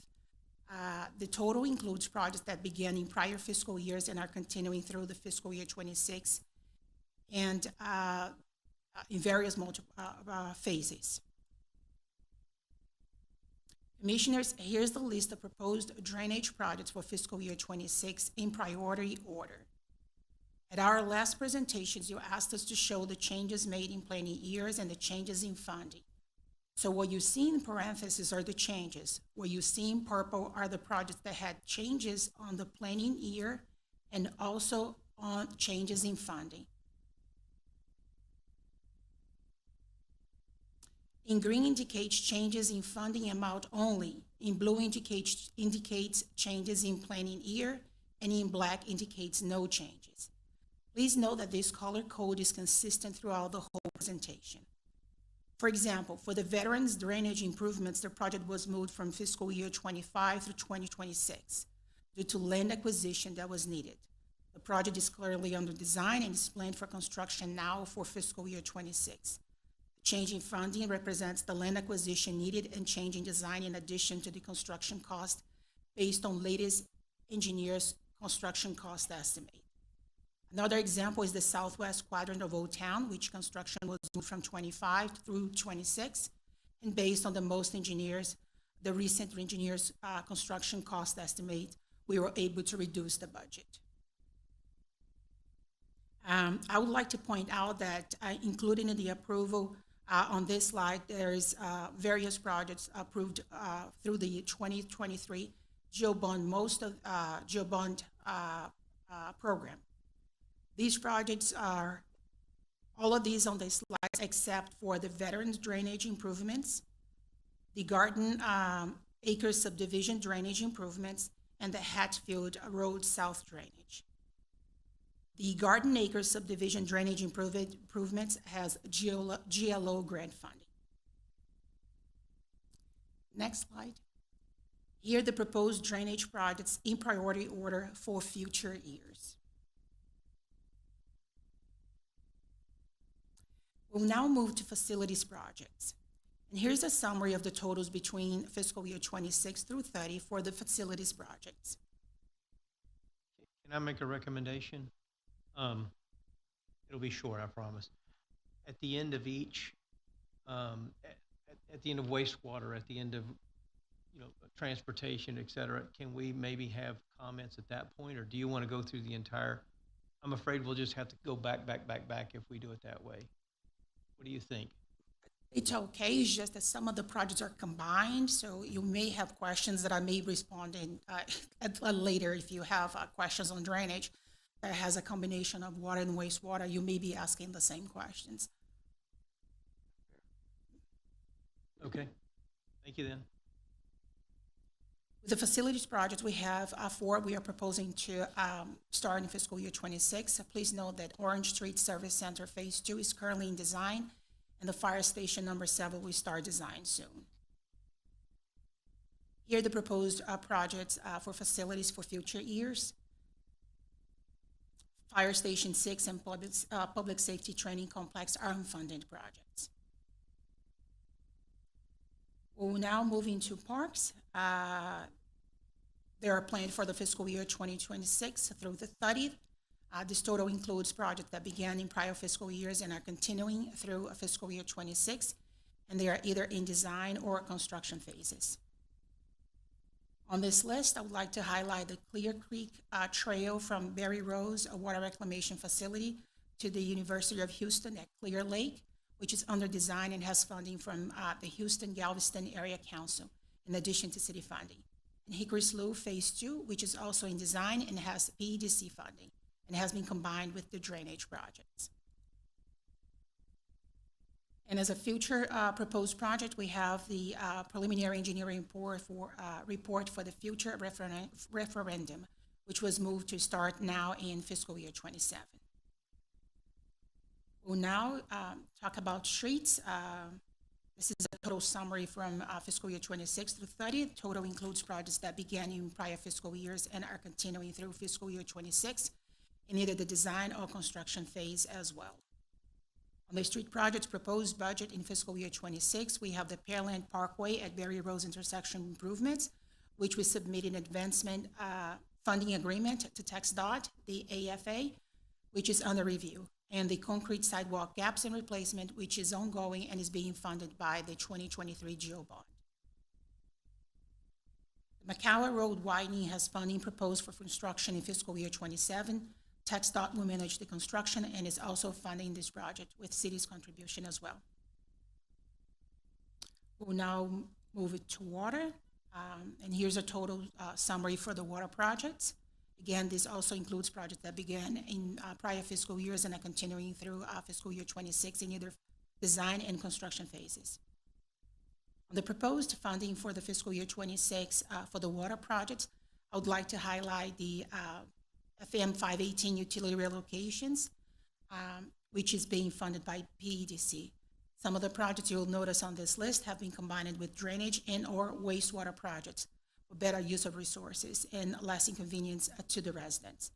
To mention a few, we have the FM 518 utilities relocations has been combined with the wastewater, and the Creekview and Shady Crest Transit Pipe water line replacement has been combined with the drainage and wastewater portions.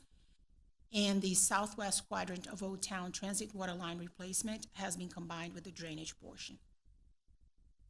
There are several projects that we're proposing funding for the fiscal year 27 through 30. And again, some of these projects have been combined with others to lessen the inconvenience to residents and better allocate the use of resources, providing some savings to the city. On the wastewater, here's the total summary for wastewater projects. And this, again, includes projects that have begun in prior fiscal years and continue through fiscal year 26, and they're in various design phases or construction. There are several wastewater projects with funding being proposed for fiscal year 26, a total of 20 projects. Approximately 50% of these projects have already started and will roll over through fiscal year 26. Again, some have already been combined with other projects, and we'll be evaluating the possibility of doing the same with other projects that have not started yet, if it makes sense. And here is a list of the proposed wastewater future projects.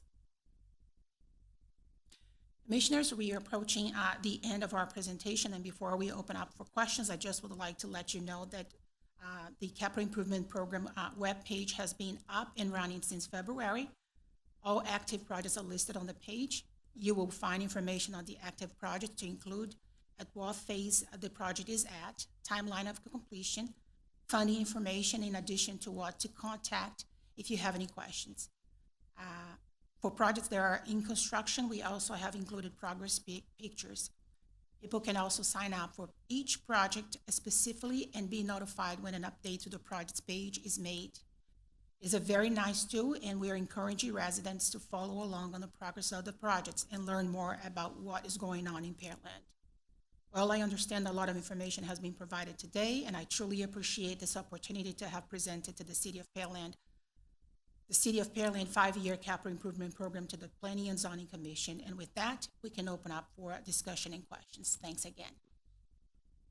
Thank you for your presentation. Wonderful. I used to tell other P&Z members, this is my favorite night of the year because it kind of tends to all come together. That being said, last time, I guess one of my responsibilities up here, and I'm a little slow at it sometimes, is keeping things, for what we're supposed to be actually discussing. And maybe we got a little bit too much in the weeds with the numbers. But I appreciate, I was able to pick this up, and I appreciate it very much. It was some great number crunching and a lot of great information. I don't know that it's in our purview really to dig this deep into the numbers, but nonetheless, I appreciate the information. Who wants to go first? I do have a couple of questions, but they're not questions, but comments are very small, so I'll be quiet. Thank you so much for that presentation. So one of the first questions I just want to understand is when I'm looking at this summary that you've created for us, you just have a line item on here on all of them that has the word historical. And I just want to make sure I understand what that means for y'all. Does that mean historically we've spent that in the past, or does that mean those dollars have already been allotted in that dollar amount? I just don't know how to use the word when I read the report. So historical is the funding that has already been approved by council. Okay, thank you. That helps with a lot. Okay, a couple more questions. In the presentation on page 236, it talks about the new fire admin building. And so one of the questions I had on that is, so I put on here, if the new fire admin building is being built, then what are the plans for the current facility and how will that existing facility be utilized going forward?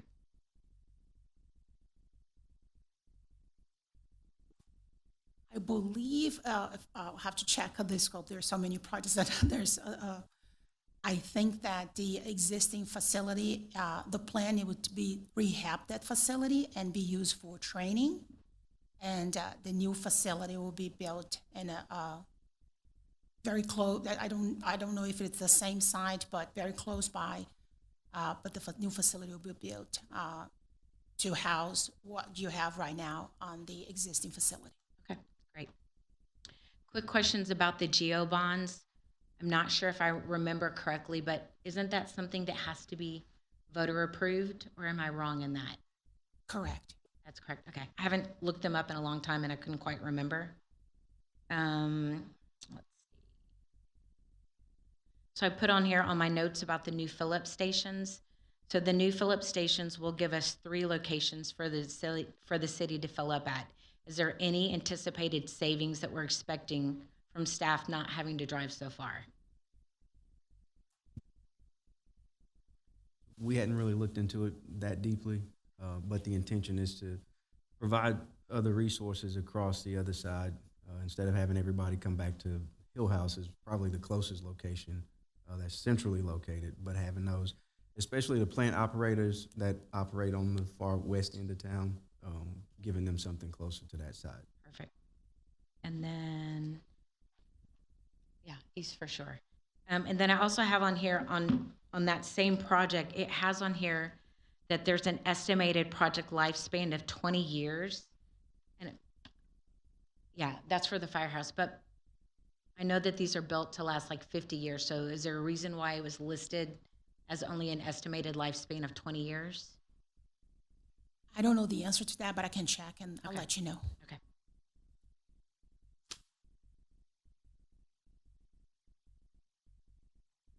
Then on page 246, it talks about the Clear Creek Trail. And there's just a line item on there that says other resources for $400,000.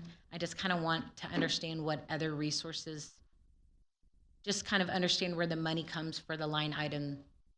So it's used in here on a lot of the reports. It just has the word other resources. So this is on page 246 of that. I tried to give you pages to help you. You took 246 of the big packet, right? It looks like one Yes. of the Yes, the one that was reports. emailed to us. Okay. And that was what project again? The Clear Creek Trail, the PK 1904. So Clear Creek Trail, we have some additional funding. Should be, yes, a Harris County contribution. And so that one's Harris County and also the HGAC and TIP funding. Yeah, I was about to say, Lorenzo, those other funding is non-Pearland, but like mutual match, Right. HGAC, TAP program, some other kind of grant. All sorts of other grant type funds. To answer the second part of her question. That's what I was thinking. I just wanted clarification. Hopefully something that we won't have to match to get a match. Okay, and then my last question is on page 257. This is over the Clear Creek Trail Segment 5. I just was digging in the numbers on this, and I noticed that the design and survey under the historical column says $1 million. And $1 million is like a tenth of the cost of the project. I just didn't know if that was a normal range or not. It seemed large. You can tell me if I'm off. So that's customary for engineering services, professional services is normally somewhere in that 10 to 13% range for your cost. That doesn't necessarily mean that's what we spent. That's just what we budgeted. Awesome. Thank y'all.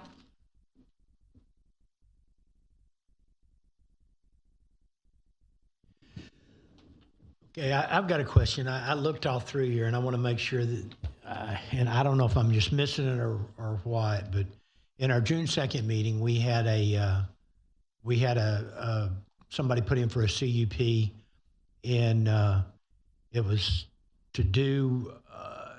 He more or less told us that after his meeting, we turned it down, but it ended up being that he had made the statement that that was going to be a part of the CIP, and it was a sanitary sewer extension, and that was on 1855 Cullen Parkway, Suite 309. I do have a problem with that, just strictly because it benefits one person. Why are we all paying for benefit? If he's going to have a business down there, he should pay to have that brought to him, not all the citizens. So I just want to. I didn't like the fact that he just kind of thumbed it in our nose, you know. Well, so if you look at the current CIP, that project is not in the CIP. Okay, I looked everywhere and I couldn't find it, and I just wanted to make sure that I wasn't missing it. Right. So that was apparently in the CIP for a period of time, maybe about 3 to 4 years, and you kept seeing it. It would get up to about year 2. It was never within that year that it would actually get funded. And so as we started reprioritizing projects, that project wound up dropping completely out of CIP. Okay, thank you. I just, like I said, he kind of got underneath my skin when he kind of thumbed his nose at us. So. Okay, I have a question. So this comes, obviously taxpayers probably want to know this, but when you guys come up with the numbers, like the construction numbers, is this what you're saying is historical construction costs for these same similar projects? I mean, what's the process that the city, just on a taxpayers, just want to know, what's the process that the city goes about to get pricing for trails? Or, I mean, obviously I know treatment plants are treatment plants, they're package plants, but I mean, where do you guys get the pricing for it to come up with the budget? So it varies. There are projects that we can estimate based on previous projects. There are conversations that we have with our engineering consultants to get a better estimate for more accurate numbers for projects that had been bid more recently from when we were developing those numbers. And we also tune up a little bit once we start getting into the design phase. So as project approaches 30%, 60%, you lessen the unknown and you can sharpen the pencil a little bit. So that's when we, as we get the engineer's opinion of probable cost, we start updating these numbers as well. Okay, so at some point along the line, you get some plans, and then you take those plans. Does the city get a bid, like construction bids, or like for the updated costs? It's not a bid, but it's a bid form with all the items that will be needed for the project, with the engineer's opinion of that construction cost, and that's reviewed by the city staff. I'm saying at the end of the day, I just want to know from a taxpayer's perspective, when you have a set of plans and they're in design or they're 90% done, how does the contractor that's hired, obviously the engineer doesn't build it, the contractor that's hired, what is that process? Do they just charge whatever the engineer says it should be? Or is No. there a process for which you're getting pricing? No, so we typically, what'll happen is customarily we'll go out for low bid unless there's another reason to do some other project delivery method. Like Barry Rose was a construction manager at risk, which is a combination of a few things, right? But once we get a set of plans that we can put on the street and advertise for prices to come back, then yes, every potential contractor has an opportunity to bid on that same plan set. And so at that point, depending on how we prepare the solicitation, we could potentially award to lowest bidder. We could award to the second lowest, contingent upon how the bids came back and that low bidder performance. So we have a few different ways to award, but most of it is based on the bids that the construction community provides. Okay, that's what I wanted clarification on. So the pricing that y'all have is based on somebody went along the way and said, hey, I went and looked at all these public bids that have been posted, and this is the cost Right. that we came up with. Yes, ma'am. So our engineering consultants are really in tune with that community. They'll bid out projects more regularly than we do. And so because they typically will have a database of bid tabs and forms and line items that they can go back and reference relatively easily, they'll come up with construction costs that gets us to, at 30%, you have a construction cost associated with that, an estimate. And then once you get to 60, as Ms. Fabiola just said, you start shrinking down some of your contingencies and some of your unknowns, so you get a better construction estimate. But then once you actually go to bid, you never know what the bids come back. You can only estimate what the numbers are going to be. Yeah, I mean, and I agree with that. I just wanted to make sure that I think all of these projects are very important, but also somehow that, I just want to make sure the city's going to have, number one, the funding for it, and that we're doing our best job for the taxpayers in the community, me being one of them, that we're getting the best pricing for these projects. And that's all my feedback. Who's next? Okay, thank you.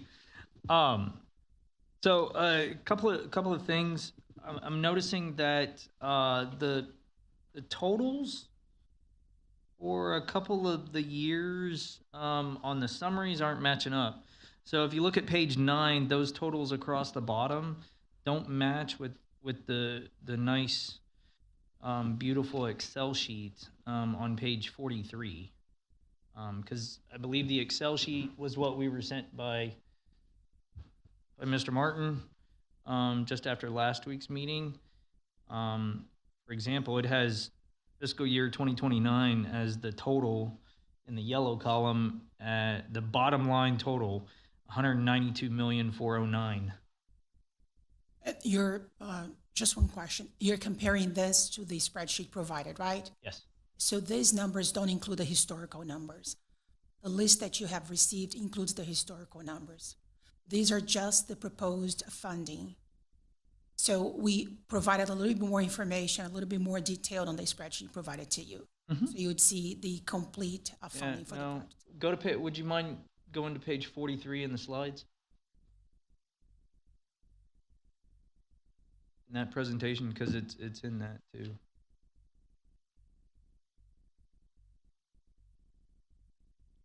Mr. Haskins, give me just a moment and I'll pull it. No problem.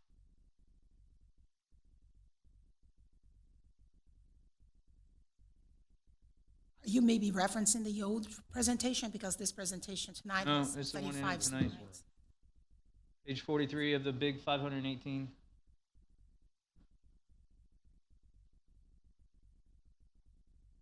It's on that. It's the one with the yellow line at the bottom with the totals. The title is the year total. 26-30 CIP project summary. Oh, that's the title on the other ones too. Yeah. Never mind. Technology. Yeah. I don't know.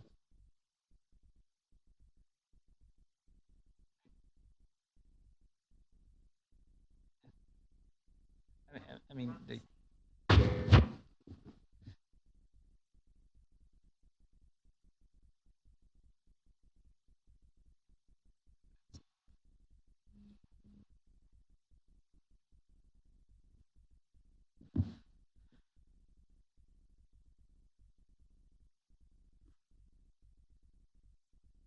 Hey, hang on.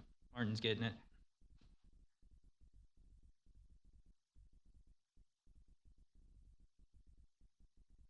So if you look at 2029, so I mean we're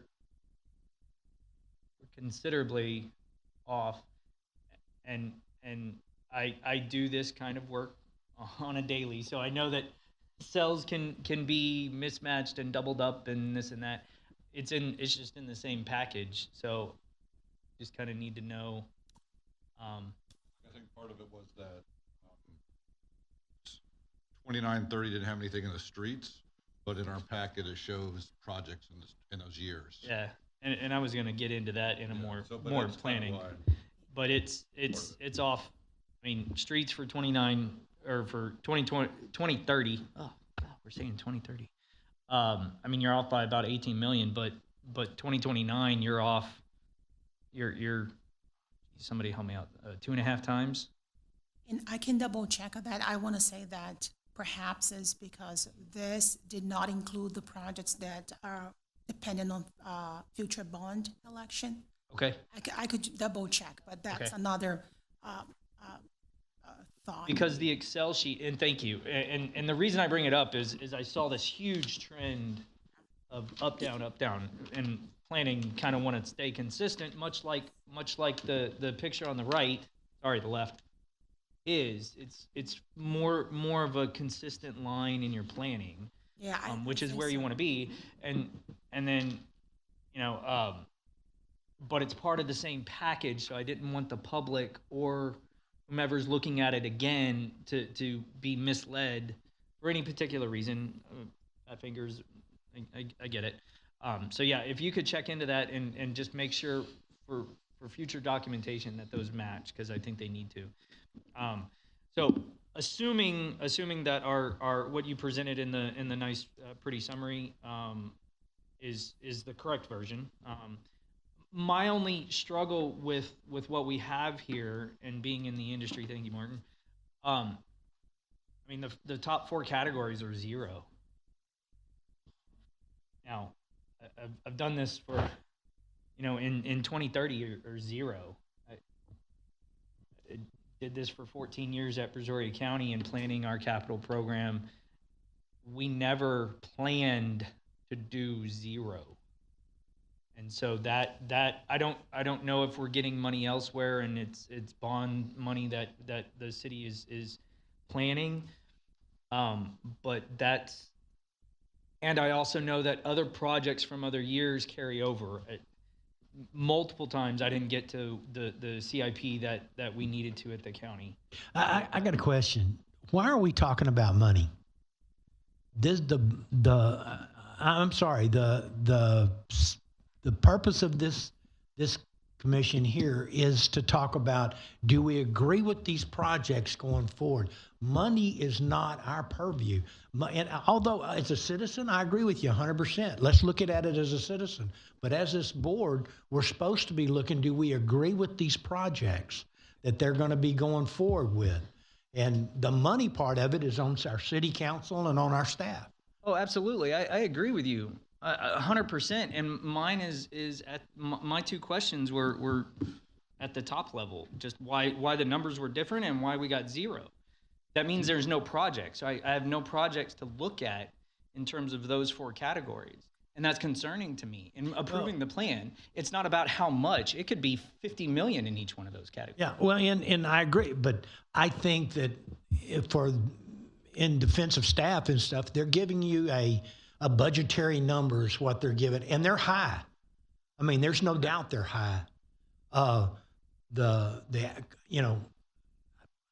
was on the build side of this, not on the design side of it, but I was on the build side of it. And believe me, our numbers were always less than what the engineer came up with. They always budgeted for more money on the job because they didn't want to come under budget. So it's a budgetary thing that they're sitting there going, well, we got to count so much for inflation, materials, all this stuff 5 years out. So it's a tough thing to do.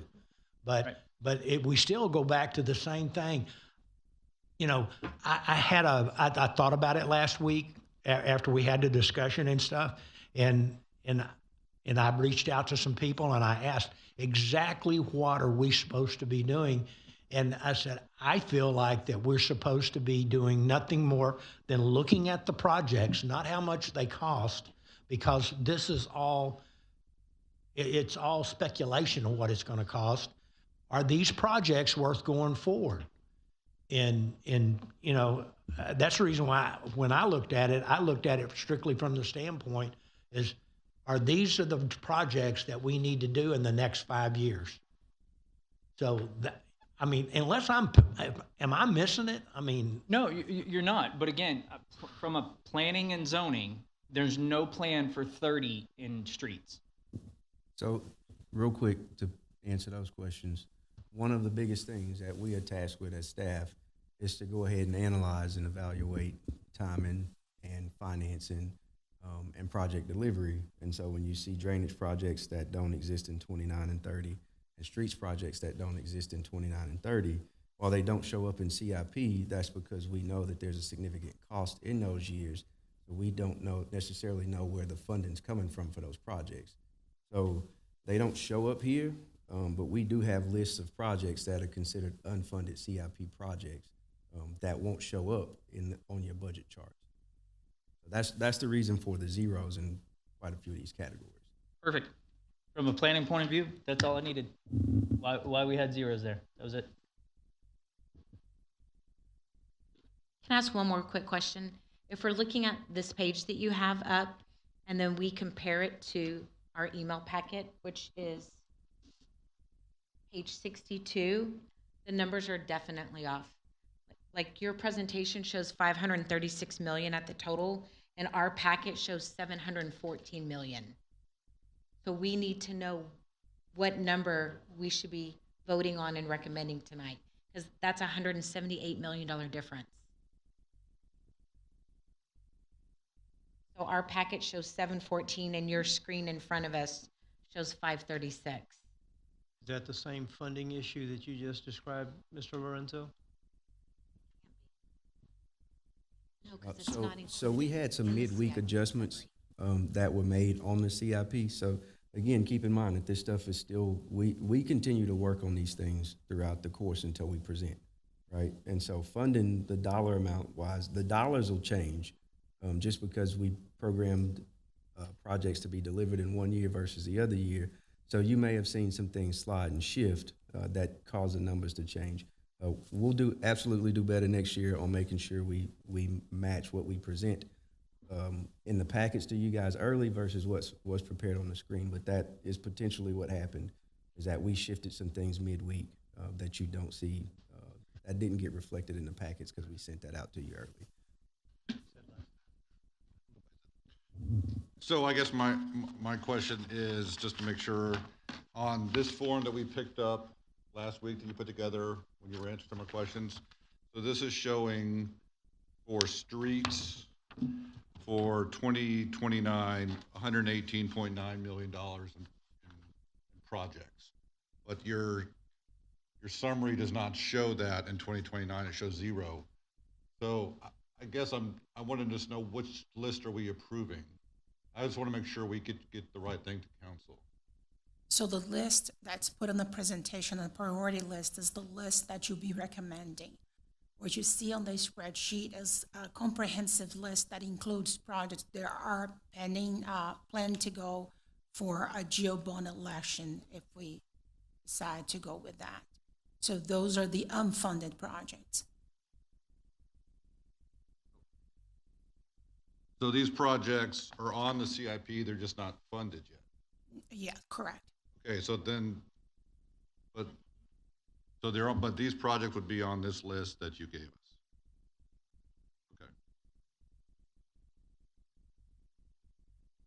So there's no funding yet for this project? They're dependent on a bond election. And I would just say, generally, I think we do need to consider the financial aspect. Now, how much we dig into it, obviously, that's up to each individual commissioner.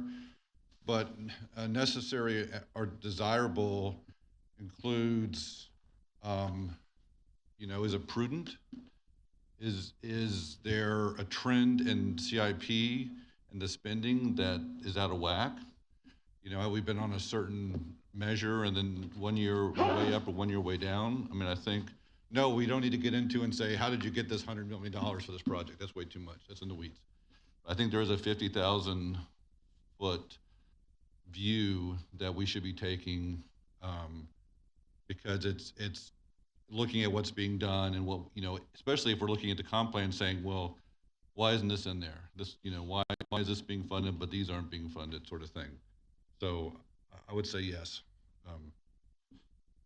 Otherwise, that's all I have, sir. One more comment.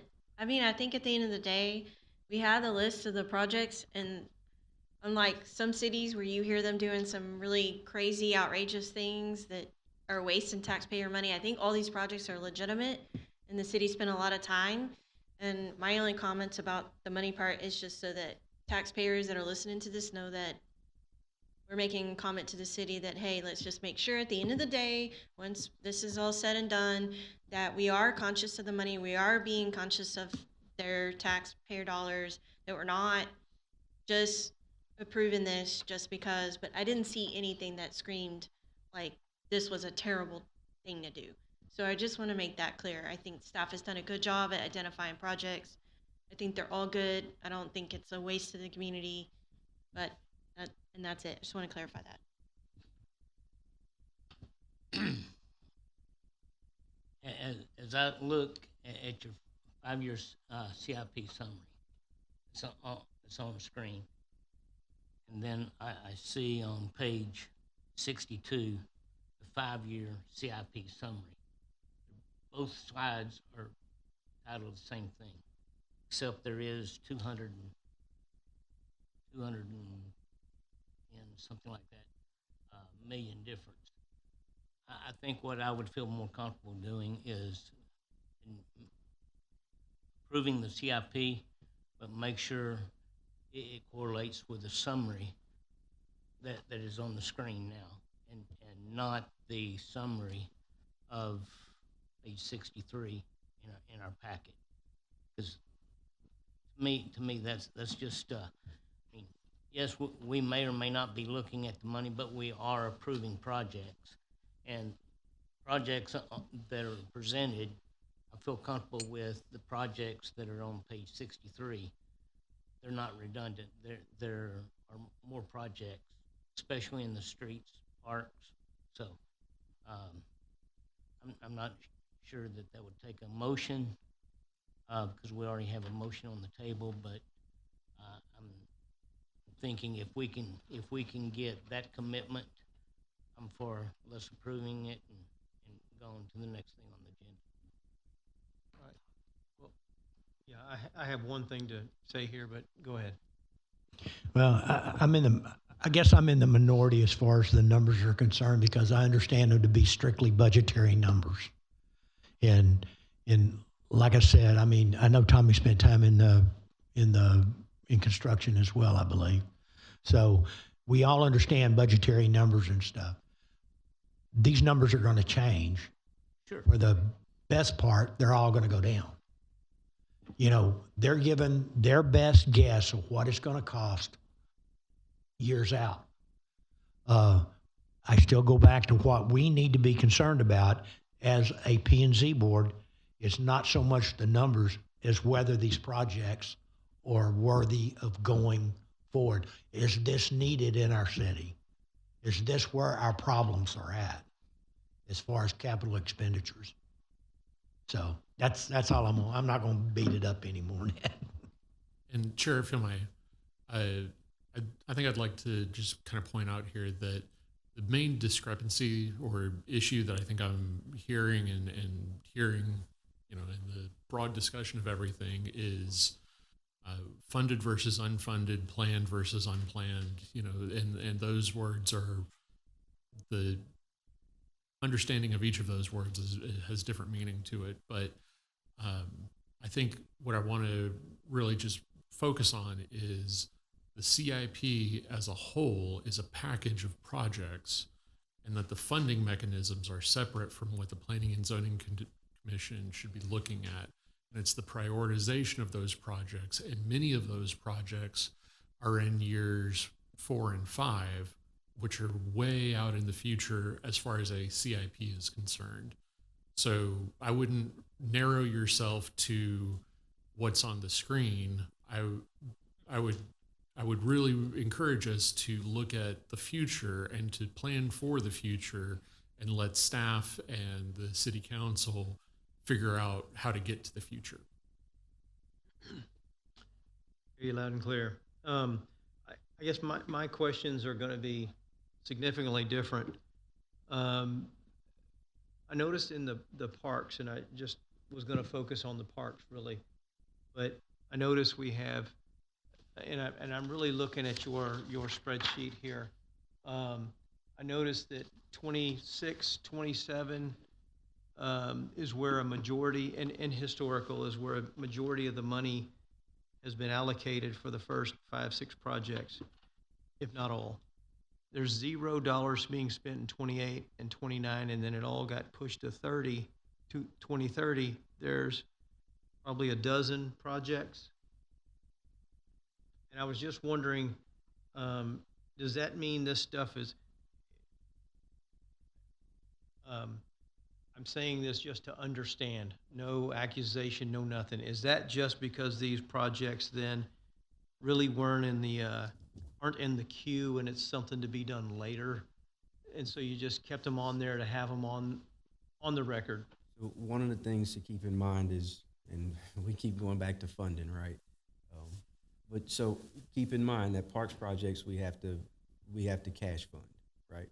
And so when we cash fund those projects, we have to be able to plan those projects out accordingly.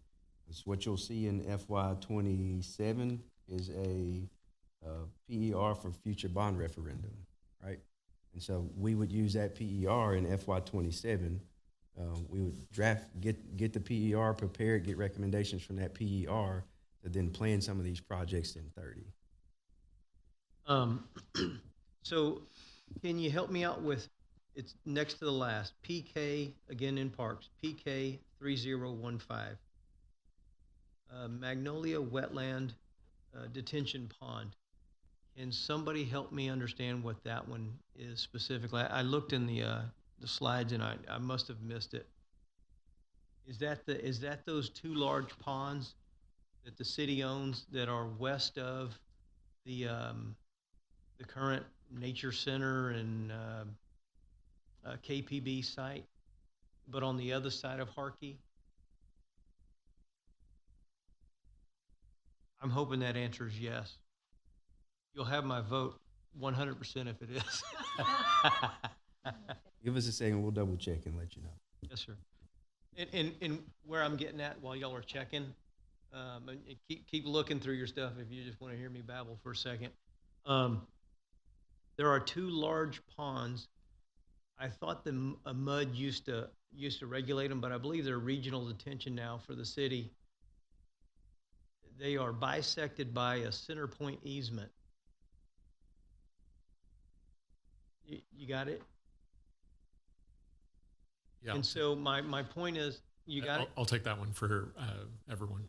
So the Magnolia Wetland Detention Trails is just east of Midtown at Magnolia. So Magnolia and Manville Road. There's those 2 big detention ponds. You've got the CVS, then you've got the open lot, and then you've got all the detention area. It's the trails around those 2 detention ponds. So is the city going to put trails similar to the ones that are around the nature center and those ponds there? The specifics I'll let projects handle. Okay, well, and that's okay. That's okay. If you don't know them, that's okay. General areas, that's where we're talking about. My point was, and I've been pushing this one, those, we always say we need parks land, and I'm hoping that somebody finally said, the city owns this land. There's a center point easement down the middle of them or somewhere. And it'd be great for parking. And you've got the lakes already there. They're beautiful, from a nature standpoint. So why not take advantage of city-owned property to do that? So I've been pushing that. I'm just hoping somebody either listened to me or somebody else figured out the same thing. You must be intelligent, I'm just saying. So I'm hoping that's what it is. Chair Fuertes, if I can.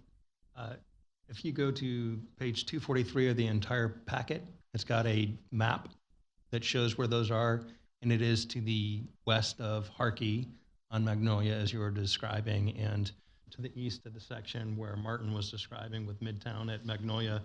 And then if you go to page 292 of the 518 pages that's in the link with the meeting agenda, it describes the Magnolia Wetland Detention Trails project. And it is exactly, I believe, what you are asking. I vote for. Not yet, not yet. Anybody else, any other commissioners have anything? And the question has been asked, which number are we voting for? But I think what Mr. Griggs has stated is that we're voting on, you can state it better than me, please. Would vote on what is in the packet as that describes the totality of the capital improvements project. So one more question. Mr. Lorenzo, you spoke to the PER in the 2027 years. I noticed that was in a couple of them, just to make sure that's in all of the categories to do that for the future years out, correct? Yeah, so typically if we have PERs in there, not every project, not every category is going to have a PER, but some of those categories we will have them in there. And so what you guys will see is that future projects will come from those PERs. That's the expectation. Okay. And that includes some sort of prioritization when we get those numbers back and rolling in, so that we can take a staff's view of prioritization based on needs, combine that with a locality or a local prioritization versus wants. Well, it just depends, right? So some of them will be PERs for particular projects, to be project specific. In the parks PER is probably going to be a general parks projects PER. If they were drainage projects, you may not get you're not going to use a PER to go and prioritize your drainage project. Right, more of a study. You'll use your master drainage plan or something else, some other master plan to go ahead and help prioritize those. Gotcha. Okay. Thanks, sir.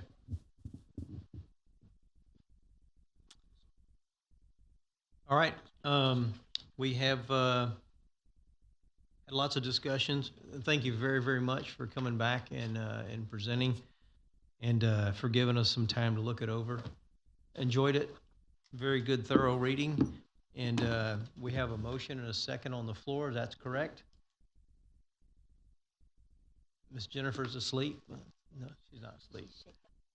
She's shaking her head yes. So all those in favor for the capital improvement plan, please signify by raising your right hand. Measure passes 7-0. Again, thank you very, very much. Mr. Lorenzo, thank you for your comments as well. Thank you all. Appreciate it. That brings us to the discussion items. City Council update. Yes, thank you, Chair. So at the June 9th, last week's City Council meeting, we had two items on the agenda. First of which was the second reading for the RV and boat storage place off of Dixie Farm. That ended up getting approval with a 7-0 vote.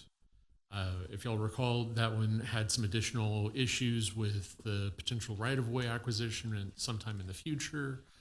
So glad to see that we were able to get that one shepherded across the finish line. The second item was the first reading for the Setagast property there at Center at Pearland Parkway and Shallow Creek Drive, not Shadow Creek Drive. That did end up getting unanimous approval to go from R2 to the General Business District, and will be on for the June 23rd City Council meeting for consideration. So with that, I will pass back to you, Chair. So to understand that second one, that was the first reading of it. Correct. The second one. The first one that I talked about, the RV and boat storage, was the second reading. It's done. The second item I talked about was the first reading for the R2 to GB for the Kelsey Seabold property. Got it. Soon to be, I should say. Perhaps. Potentially, perhaps. If they close. All of those things.